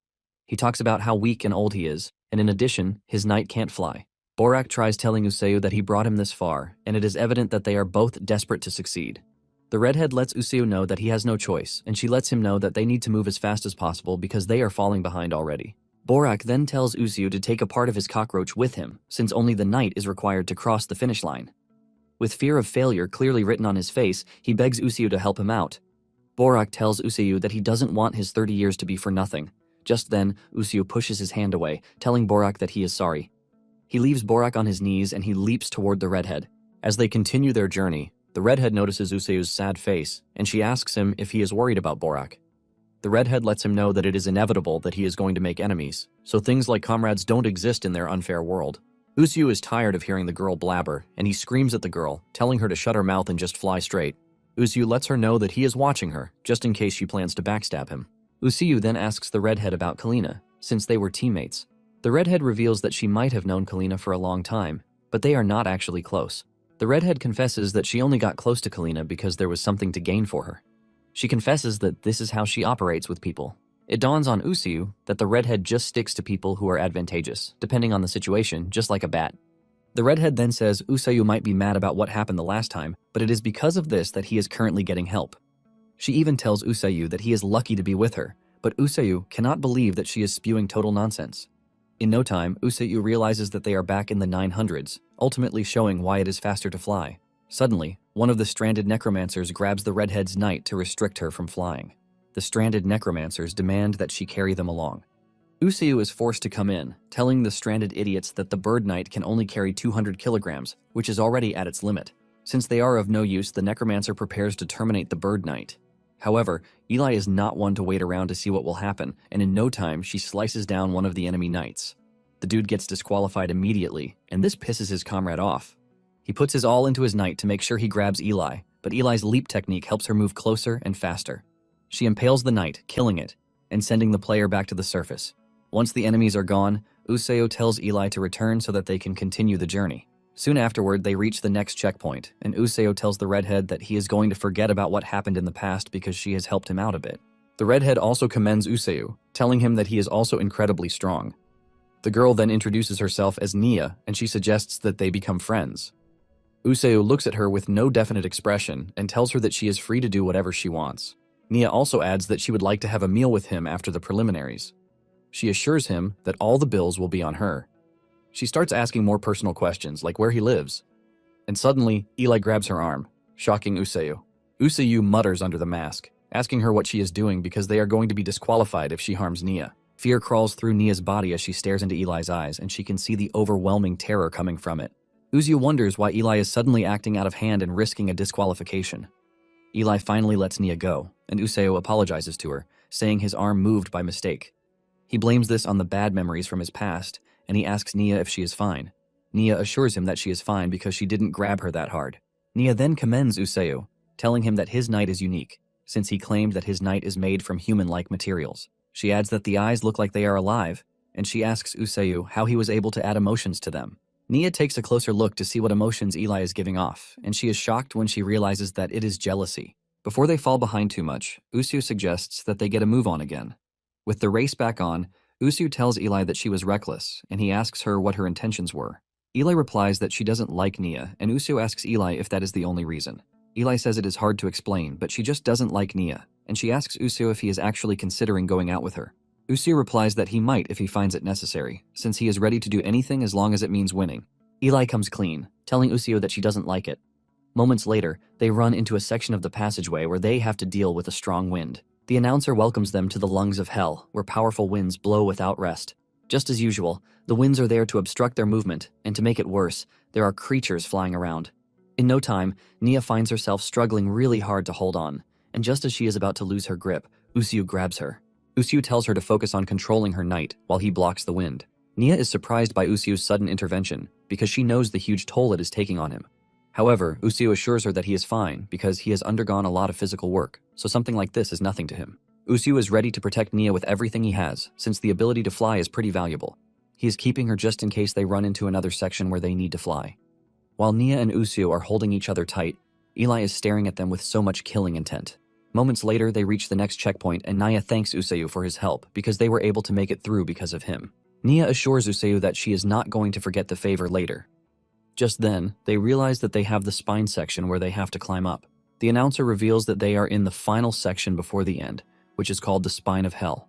They are required to climb up till they find the exit, but in case they fall, there is a cushion to prevent death. They inform them that as long as they have the stamina to climb again, they can resume the trial anytime. Nia confidently tells Usuyu that they have nothing to worry about because the section appears to be one that requires flying. Usuyu expresses his joy that he brought Nia along with him. As they fly up the spine, Usuyu keeps an eye on the rankings and realizes that they are in the 800s already. He is confident that they can reach the exit with no problem, but suddenly he spots Kalina in the distance. Kalina screams out in rage because she thought Usuyu was actually disqualified back then. Kalina angrily tells her teammate to make sure Usu doesn't pass. The blue-head dude reminds her that they are on a tight schedule, and if they try to detour, they might end up getting disqualified. Kalina reveals her intention to bring Usu down, even if it means that she won't go through too. Kalina wants to make sure Usu remains beneath her because he is nothing but trash. Kalina then tells the bluehead that if he can get Usu disqualified, she is going to give him 10 times the reward. The moment the bluehead hears this, he changes his mind. The bluehead then screams at Nia, telling her to ditch Usu, but she refuses, revealing that it is better for her to stick with Usu. The bluehead is pissed when he hears this, and he decides to use force. He activates his knight's ability, which interferes with the target's vision. The bluehead makes fun of them, saying there is no way they can control their knight if they can't see. He tells Kalina to use the opportunity to attack them, but suddenly Eli appears in front of him. Before he can react, Eli slashes his knight. This shocks the dude because he doesn't expect Usu's knight to attack since he has blocked Usu's vision. The guy starts to panic because they are far in the air already, and he decides to use this to his advantage. Since Eli's movement will be restricted, he tells Kalina to attack, while the rest of the team cover for her. However, one of the dudes on the team screams at the bluehead not to order him around. Deep down, he doesn't like his teammates because he is only cooperating with them because of the money. He believes that he is the strongest on the team, and he decides to show them by taking on Usu all by himself. However, Eli shows him how superior she is as she cuts down his knight before he can even make a move. The dude screams in horror as he is disqualified and teleported out. While trying to navigate through the vision-impairing skill, Usu can feel Eli moving on her own, which is an advantage. However, he is worried, since Eli has used the leap technique 3 times already, and there is the possibility that the leg will explode randomly. Kalina is pissed that her teammates are pretty useless, even though they are all claiming to be strong. Kalina then decides to take action herself, and she tells her teammates to cover her. She tries to ram Eli with her knight, but Eli dodges with a backflip and slices off some of her knight's body. Enraged, Kalina unleashes projectiles at Eli, but Eli is too much of a threat for them. She easily blocks everything, and when the bluehead sees this, fear creeps through his body. The bluehead tells Kalina that it might be better for them to back off than to be eliminated by Eli because she is several steps ahead of them. However, this is exactly what Kalina hates because she considers herself above everyone else. Apparently, her father brought her up to look down on poor and trash people like Usu. Her father had told her to always live with pride and superiority because she was born with it. Because of this, she disregards others and doesn't hold back in criticizing everyone. However, as her successful father's business started to falter and the number of bathrooms in her house started decreasing from 32 to 16 and from 16 to 6, she started feeling very anxious. Instead of putting in effort, Kalina acts nonchalantly because she believes that showing effort will only show that she is human and not superior like she claims. She started looking down on people who were putting in effort on what they are doing, while claiming that she can do everything that they are doing with little effort. She was basically hiding her anxiety while also protecting her self-esteem. However, she's about to face the harsh reality of things. Before she knows it, the bluehead gets taken down too. Kalina soon finds herself facing her worst fear, which is the fact that Usu, whom she has always looked down upon, is about to stand above her. The reality that she is not a superior being like she thought starts to become glaring right in front of her, and she screams out in severe horror. Eli goes after Kalina's knight and decapitates it, but instead of destroying the heart, she leaves it. Kalina is shocked and confused when she sees this, and she asks why Eli is not finishing her off. Usu then replies, telling her that he wants her to witness him climb to greatness. Kalina tries to act all cool by telling Usu that he has no chance to become a superior being. Kalina then asks him if he is truly different from her, and with anger burning inside him, Usu replies that he is different. But Kalina makes fun of him, telling him that his eyes say differently. She reveals that one of the reasons she hates him is because of his eyes. She reveals that Usu has the same eyes as her father. Realizing that the girl is already messing with him, Usu leaps off to join Nia so that they can continue the race. Usu is desperate to show everyone that he is different, including Kalina. Soon afterward, they arrive at the final section of the race, which is the intestines of hell. They are informed that it is a straight path of 2 kilometers. The announcer says the rules are simple because they are expected to just run quickly and pass through the exit. They are informed that close to 700 people have crossed the finish line already, and the race will end when 300 more people pass. Nia panics when she learns about the number of people who have passed already. Usu reveals that they wasted time fighting earlier. Because of this, they are barely hanging in the 1000th place. Usu urges Nia to fly even faster, and before they know it, the whole thing turns into pure chaos, with players struggling really hard to get to the exit. They are gaining the edge until another player webs them up with his knight so that they won't get ahead of him. Usu is enraged, and he promises the dude he is going to end him. The dude continues to interfere with them until Era and her cat appear out of nowhere and cut down his knight.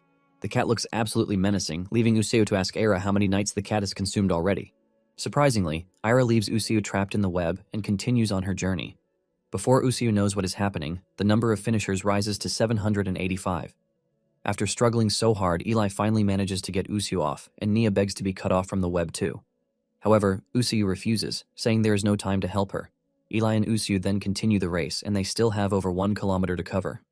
Usiu realizes that running won't help them, and he tells Eli that they need to shorten the distance, using the leap technique. Eli then reminds Usiu that she has used it 3 times already, and there is the possibility that it is going to explode if she tries it again. In addition, she will have to use it at least 3 more times if they want to cover the remaining 1 kilometer. Usiu lets her know that they have no choice and they just have to hope their luck works out well.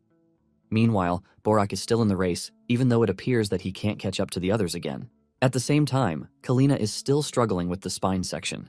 Before Eli activates the leap, Usiu tells her that they are going to lose communication the moment they are far apart. But as long as her arm and leg remain intact, he will still be able to feel her. Usiu urges Eli to trust him and just charge forward. With the number of finishers climbing up to 850, Usiu puts everything he has into the leap technique and activates, sending Eli forward. With just 1 leap, he closes a crazy amount of space, and Usiu checks up on her to make sure that she is fine. She lets him know that she is good, and since 1 is down, they have 2 more trials. By this time, there were already 894 finishers. Usiu is also running toward Eli, but he lets her know that the next leap might completely cut off their communication. Usiu tells her that in case this happens, they have no choice but to rely on their senses to move. Usiu asks her if she is up for it, and Eli reminds him that they have been practicing together this entire time, so she trusts him. Hearing this gives Usiu some bit of reassurance, and he tells Eli to prepare for the next leap. And the moment Usiu activates the technique, Eli can feel the snap in the Defgust leg. However, it doesn't break, and it still shoots her forward to a great distance. Meanwhile, Borak runs into 2 players who are resting because they believe that they have already lost. The 2 confidently say they still have a long time ahead of them and will compete again in the future. This pisses Borak off, and he asks them if they think there is going to be a next time. One of them makes fun of Borak, telling him that he is just an unlucky old fool, and there is no indication that they are like him. This eats deep into Borak, and he remembers his younger and motivated self. He remembers why he became a necromancer in the first place, and how painful it was when he experienced his first failure. Even though it was painful, he wasn't sad because he was pretty sure he could do better next time. He was not broken because he believed that there is a next time for him. His confidence later went down the drain, but he held on to the hope that he was going to succeed. Borak kept going, and before he realized, it was 10 years already. By the time he looked back, he realized that there was nothing but fragments of a dream he once loved, but now hated.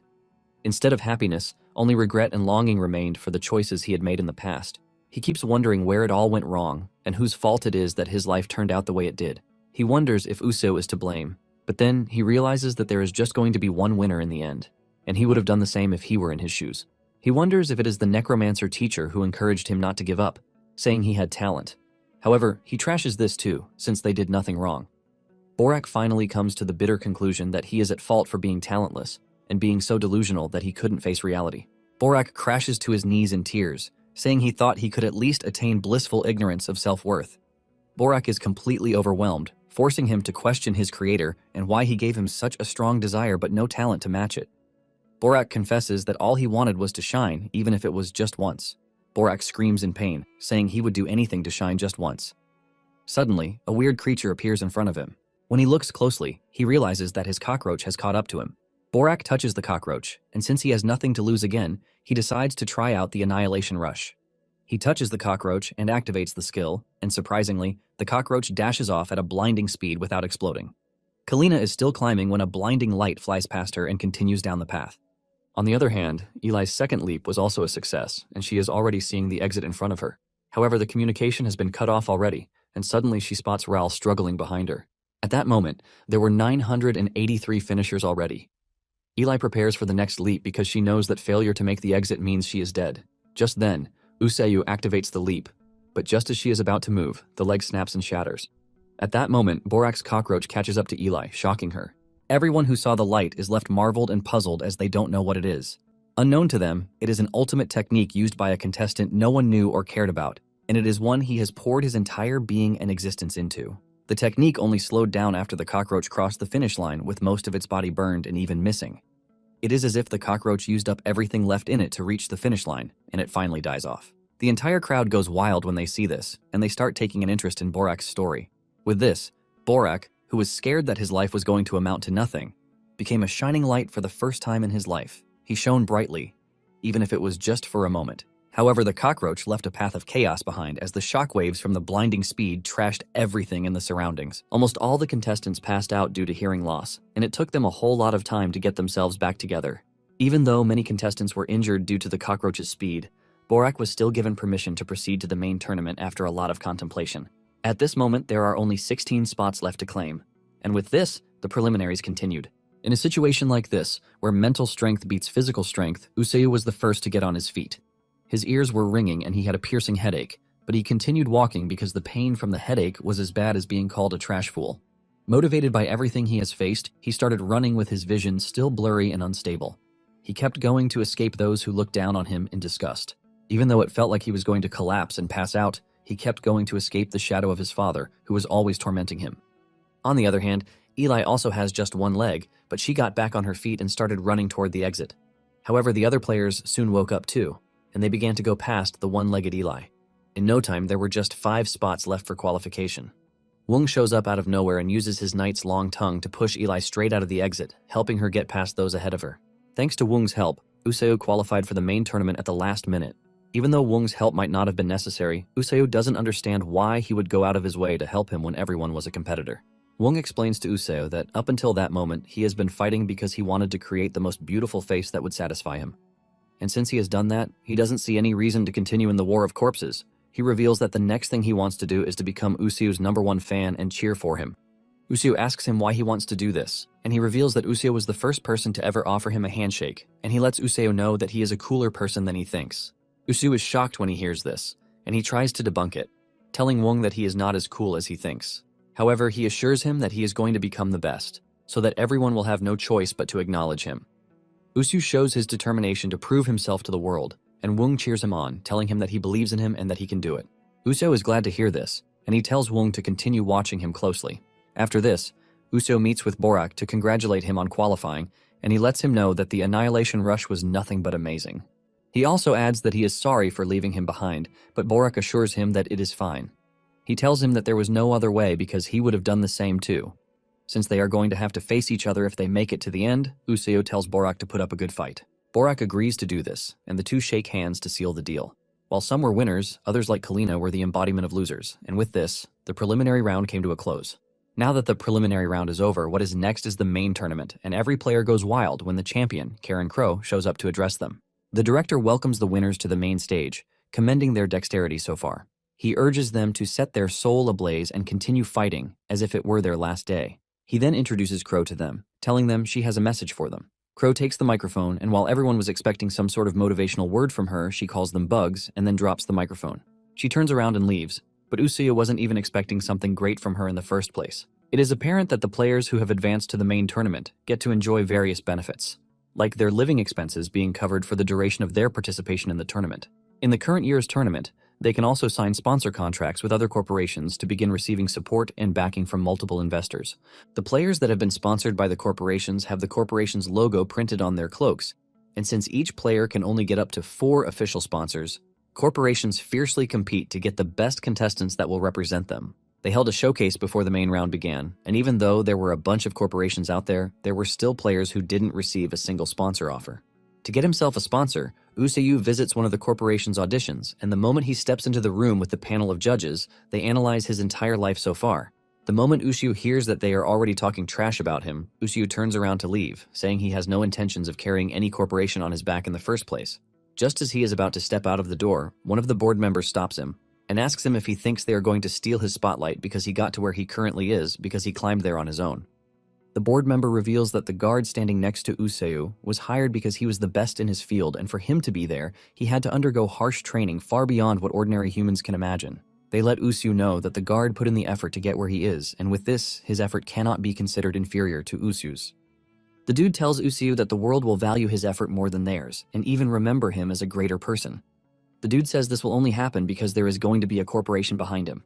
This is a type of industry that was built on effort alone, and it was built over many years through the sweat and sacrifice of countless people. After telling him all of these, the dude tells Useyu to learn humility because if he doesn't, his life will turn out just like his father's. Useyu gets triggered when he hears this, asking the dude if he thinks he will become like his father while asking him what he knows about his father. The dude then reveals that he knows a whole lot about his father, like how he was trapped in the past, unable to face the present, venting his self-hatred and helplessness on his wife and son, and always blaming others. In the end, he gave up and became the king of the garbage dump, making him a disgusting piece of human trash, which is the same blood flowing in his veins. Usuyu screams at him, telling him that he is different, and before he does anything rash, the guard tackles him to the ground. However, Usuyu lets them know that he is going to prove to them that he is different from his father, even if he has to sacrifice everything. The board members are impressed by his passion and determination, and the dude tells Usuyu to push through and burn everything to white ash. Because of his drive, the corporation, Berserker, later signed an exclusive sponsor contract with Usuyu. Berserker is a giant pharmaceutical company known for selling various potions that supposedly push human abilities to their limits. Thanks to the contract with Berserker, Usuyu was able to live in a larger, cleaner house during the tournament. In addition, they provide a brand new custom mask for him compared to the trash, cheap one he was wearing before. When Eli got to the new house, she jumped on the bed and talked about how soft it is. She tells Usuyu that it is much better than their last place, and she can feel that they are gradually rising. Usuyu agrees to this and says it wouldn't have been possible without her. Because of this, he tells Eli that he is forever grateful. Eli then tells him that he is free to sleep on the edge of the bed, but Usuyu refuses, saying he will use the floor, since Eli's comfort is top priority. Deep down, Usuyu is burning with rage because he is determined to break the curse of ending up like his father. Elsewhere, Raul is enraged because the number of fan letters has dropped by another 30%, and the number of articles about him has decreased by 40%. Even those that were published were all negative stories. Because it was hard for him to finish the third preliminaries, all they are talking about is his decline. Sophie admits that the fan letters might have reduced, but she tells him that there are still many people supporting him. Sophie tells him that it might help if he reads the fan letters once in a while. Raul is not motivated by this because he believes that by winning, he will get around 10,000 fan letters. However, there is going to be a steady decline depending on his ranking. Raul doesn't think there is heart in the letters and assumes that they are nothing but numbers. He says that they are nothing but numbers moving according to his performance in the fight. And with the current numbers he is getting, Raul screams out in frustration, saying they basically point to the fact that he is a pathetic person. Since the main tournament has always begun with one-on-one matches, Raul talks about how important it is for him to win. Raul then asks Sophie who his first opponent is, and when he hears who it is, sweat runs down his face. When talking about the main tournament, it is usually set in a 1-versus-1 direct elimination format where a single battle determines victory or defeat. This basically keeps the tension high and creates excitement among the spectators, cheering on the necromancers. Since 500 players are going to be eliminated in the first main tournament match, many players consider this the most important and crucial round. Due to the fact that matches are randomly assigned, first-time participants or those with a lower rank are given one chance to decline a match. However, declining doesn't even guarantee an easier opponent next time. This is basically just part of the intense mind games, and Sophie lets Raul know that his first opponent is Liviana. Raul then asks Sophie about Liviana, and she explains that she is a 20-year-old player also known as Lightning Libby. Sophie reveals that she is a diamond rank, but what makes everything unusual is that her first time in the tournament she was eliminated in the preliminaries, but then she went on to silver, then gold, then diamond. Since then, she has been on a continuous upward trend, and this sends a chill down Raul's spine. However, he is still not worried, because Liviana is a rank below him. He asks Sophie about the results predicted by the media and critics, and Sophie reveals that they are saying he has a 90% chance of losing the match. The moment Raul hears this, he internally loses it. On the other hand, Liviana is also panicking that Raul is her opponent because of how strong his wall is. In addition, he is famous and has won the tournament before. Liviana's attendant confirms this but tells her that Raul has been on a decline as of late, and she is confident that Liviana might have a chance. Nonetheless, she lets her know that her rank is lower and she refuses the match. Even though it sounds risky, Liviana is excited to take on Raul because she believes that her fans would enjoy it. Her assistant was already expecting her to say this, and she let her know that she got some letters.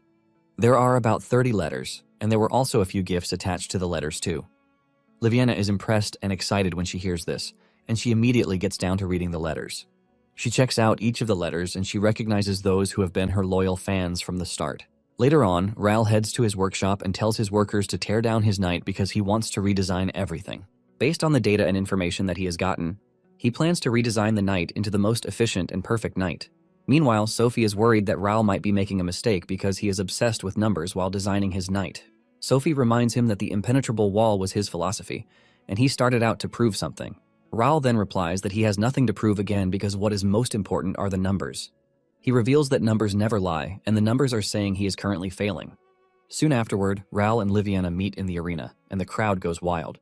Liviana waves to her fans, thanking them for coming, assuring them that she is going to do her best. Suddenly, everyone's attention shifts to the change in Ral's knight. For the first time, his knight is not shaped like a wall, leaving everyone shocked and confused. It turns out that Ral designed the knight based on the data he had accumulated, and he selected only the most efficiently matched materials. To him, he has created a knight perfect in both offense and defense. He might have been on a tight schedule, but according to the figures and data, it is perfect for him. By the rules, a knight's core cannot be directly covered by armor or body parts, and must be visibly exposed for others to easily see its location. After Ral had checked various data, the most stable position he could place the core was at the head of the knight. This is a high position between 8 to 9 meters, which will make it difficult for enemies to reach. However, to make sure that it is safe, Ral had created a movable shield hand to protect the core. Because of the recent stats that say long-range attacks are efficient, he has equipped his knight with a main weapon, which is a giant pendulum made from a 400-kilogram black dragon's calf bone. The weapon launches at a maximum speed of 30 meters per second to attack and destroy terrain features. In addition, he has enhanced offensive power by installing a compressed muscle long-range weapon, which is capable of rapidly firing a total of 240 bone spikes. To make it safer, he designed various weapon systems and defensive measures for close combat. To him, everything is perfect, thanks to the data he has gotten. He is confident that he is going to win the match this time around. Once the players are ready, the referee declares the match open, and Liviana removes her coat to reveal her red striped-lined body. Liviana makes the first move by activating her lightning strike and firing a powerful shot at the Ral's knight. On the other hand, Useu learns that he will be fighting a player named Papuri, and she is of emerald rank. Eli is shocked to see this, and she asks Useu if he is going to decline because it is a pretty high rank. However, Useu tells her that he has no intention of refusing because he believes that as long as he is with Eli, they can win against anyone. Eli smiles while agreeing with him, but Useu reveals that he is bothered by one thing. He says the Papuri's title is the Fairy Queen Papuri, and from what he heard, she likes fluffy things. Since their match is a bit later, he tells Eli that they have plenty of time to prepare. At the same time, he wonders how Ral is coping with his match against Liviana. Taking a dive into Ral's backstory, he learned from a young age that the most powerful thing in the world is the will to protect something. This is what his father always told him, and as a stonemason, he carved stones to build walls. Because he was always taking his time doing this, he was slower than others, but he strived to create a perfect wall, more meticulously than anyone else. Ral believed that this was pathetic because his father was slow and couldn't earn as much money as others. And since he was always building walls, Ral barely ever saw his face. And one day, while climbing a fortress wall to repair a small crack, he tragically fell to his death, leaving his family behind. Then one day, it was raining heavily, and a catastrophic landslide happened in the village, which was truly horrible. Buildings fell apart, and countless people and livestock were buried alive so that they could even hear groans from beneath the ground for days. Surprisingly, his father's wall was fine and not a single crack was on it. Behind the wall were countless other people who were safe. This was when Ral realized that the wall was built by his father, who was stubborn and had difficulties expressing himself, and yet he had a heart full of love for his family. He wanted to protect his family, and this is why he built the wall, which is why Ral also started building walls because he wanted to prove that in the world, there can exist a wall that can protect someone and never collapse. The lady interviewing him was impressed when she heard this, and she admits that it is quite amazing. She tells him that he has a lot of supporters because of his conviction. However, she is worried that constantly sticking to the same core strategy is likely to become a weakness over time. The interviewer asks him what he is going to do if his conviction later holds him back.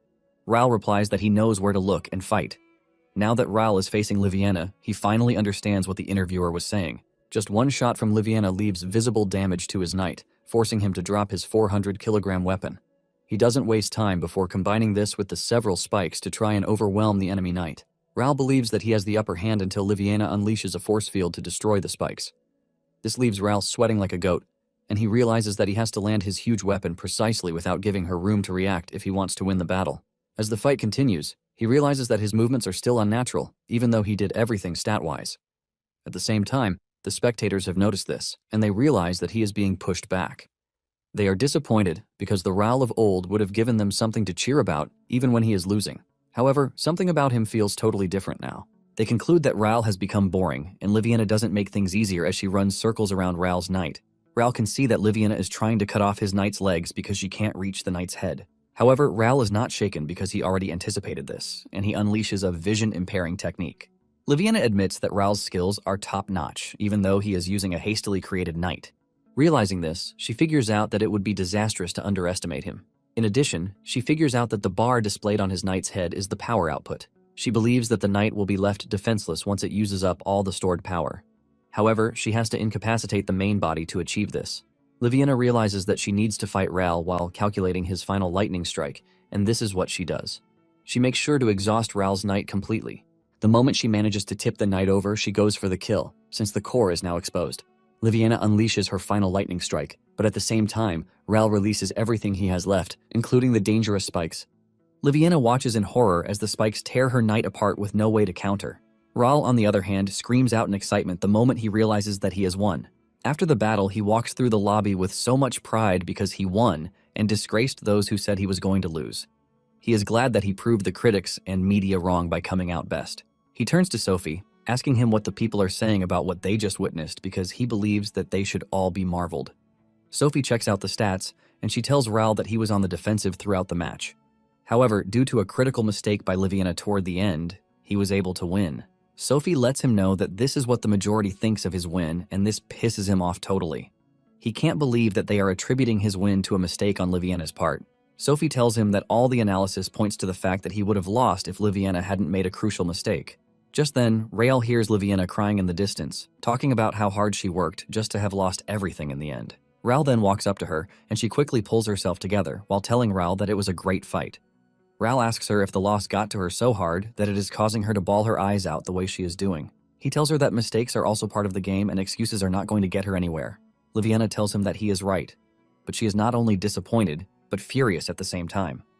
Liviana mentions that the man sitting in the front row has always come to all of her matches to support her. There's also a lady in the stands who is heavily pregnant, but she still came to watch her fight.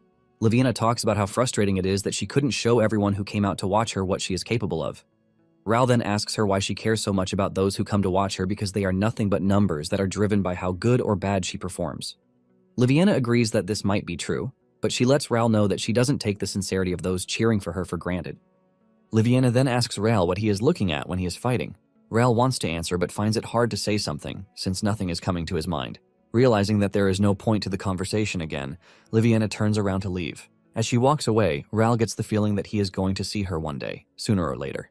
Elsewhere, Dora enters Borak's room to find it in a mess, and she asks him why this is. She says it's even worse than before, even after he made it to the main round of the tournament and got the shine that he has been craving for. Dora asks him why he is still living like trash, and he replies that since the preliminaries were over, he hasn't attempted the annihilation rush once again. Dora then realizes that he didn't fail, but he refuses to try it. She asks him why this is, and he confesses that the moment he tries the annihilation rush, he gets the same feeling of failure from his past. Borak admits that it was smooth the first time he succeeded, but now it feels like there is something unsettling stopping him. Basically, Borak is scared that he is finally getting a good life and even a sponsorship deal, but he knows that one mistake, and he is right back where he started. Dora tries to comfort him, telling him that he is not a piece of trash, but he argues, saying people have been looking at him like he is nothing for the past 30 years. Borak tells Dora that she's the only one who didn't know, and the fear of going back to such a trash life haunts him. This is why he is so scared to even try and get his knight back together. Elsewhere, Useu arrives in the arena for his match, and the people are cheering him on. Useu is loving every bit of the attention that he is getting until Eli calls him back to reality. She reminds him that their opponent is skilled and they need to focus. Useu agrees because Popuri is famous as a beast-type brawl necromancer. However, she has a new strategy at the main tournament every time, and Useu tells Eli that they will have to wait and see. Eli is still asking why Popuri is so famous when Popuri appears in a true beast-type fashion, and the crowd goes nuts. Taking a dive into the backstory of how Popuri got her beast form, there was a company that makes furry potions that make humans transform into beast form for 5 hours without any side effects. The company advertised this so well that they even showed how it works on TV. When Popuri, the lonely girl, saw it, she became invested in it. By using the potion, she now appears on stage looking like a beast of her own choosing. The whole crowd is rooting for her to win, as she has the charm to captivate them. Popuri then assures her fans that she is going to show them what she is made of. Popuri unveils her knight, who looks absolutely dangerous, and it wields a spiked whip. Without wasting time, she hurls the whip at Eli, barely missing her head. Usio urges Eli to be careful because the whip has the power to tear her apart if it hits. Eli tries to get closer, but Popuri changes the trajectory of her whip and makes it spiral, ultimately knocking her backward. However, she's able to block the hit thanks to the shield attached to her arm. Eli then activates the leap, aiming to close the distance once and for all, because Usio believes that they can find an opening no matter how threatening the whip appears to be. However, things don't go their way as the whip latches onto Eli's leg and smashes her into the wall. Eli tells Usio how weird the whip's movement is. She is also confused by Popuri's style of fight, since it is said that she is a beast-type necromancer and she has no business wielding a whip. Popori can see that Eli and Useo are shocked at the way she has handled them so far. She assures them that her whip is a product of years of training that she has perfected. She mentions that it is a weapon befitting of a queen, and the moment she says this, the whole crowd goes wild again. Some of her fans start saying all sorts of weird things, like begging Popori to scold them with her whip. Popori rides the waves as she tells Eli that she is not allowed to come close. So because of this, she should stay where she is until she perishes. Popori continues swinging her whip at them, forcing Eli to ask Useo what the plan is before Popori sends them to the afterlife. Eli suggests that they use leap, but Useo advises against this, saying they have just 2 more guaranteed uses, and if they get caught, it's going to be a waste. Eli then suggests that she destroy the terrain with her fist just like before, but Useo says this won't work since Popori has a long reach on them. Since these 2 options are out of the question, they have just 1 option left. Eli continues charging toward Popori, but she keeps them on the defensive. Even with this, Eli doesn't sense any fear of losing in them. This is because they have trained together, eaten together, screamed at each other, spent time together, and finally, they trust each other. Just then, Eli and Useo's plan works as Eli is able to grab the whip with her shield. It turns out that the mouth of the shield was made with the jaw muscles of a saltwater crocodile, and to put it into perspective, the crocodile's bite force is 150 times more than that of a human. It's slow and hard to grab on, but the moment it does, there is no letting go. Now that Eli has caught onto the whip, the real test of strength between the 2 is just about to begin.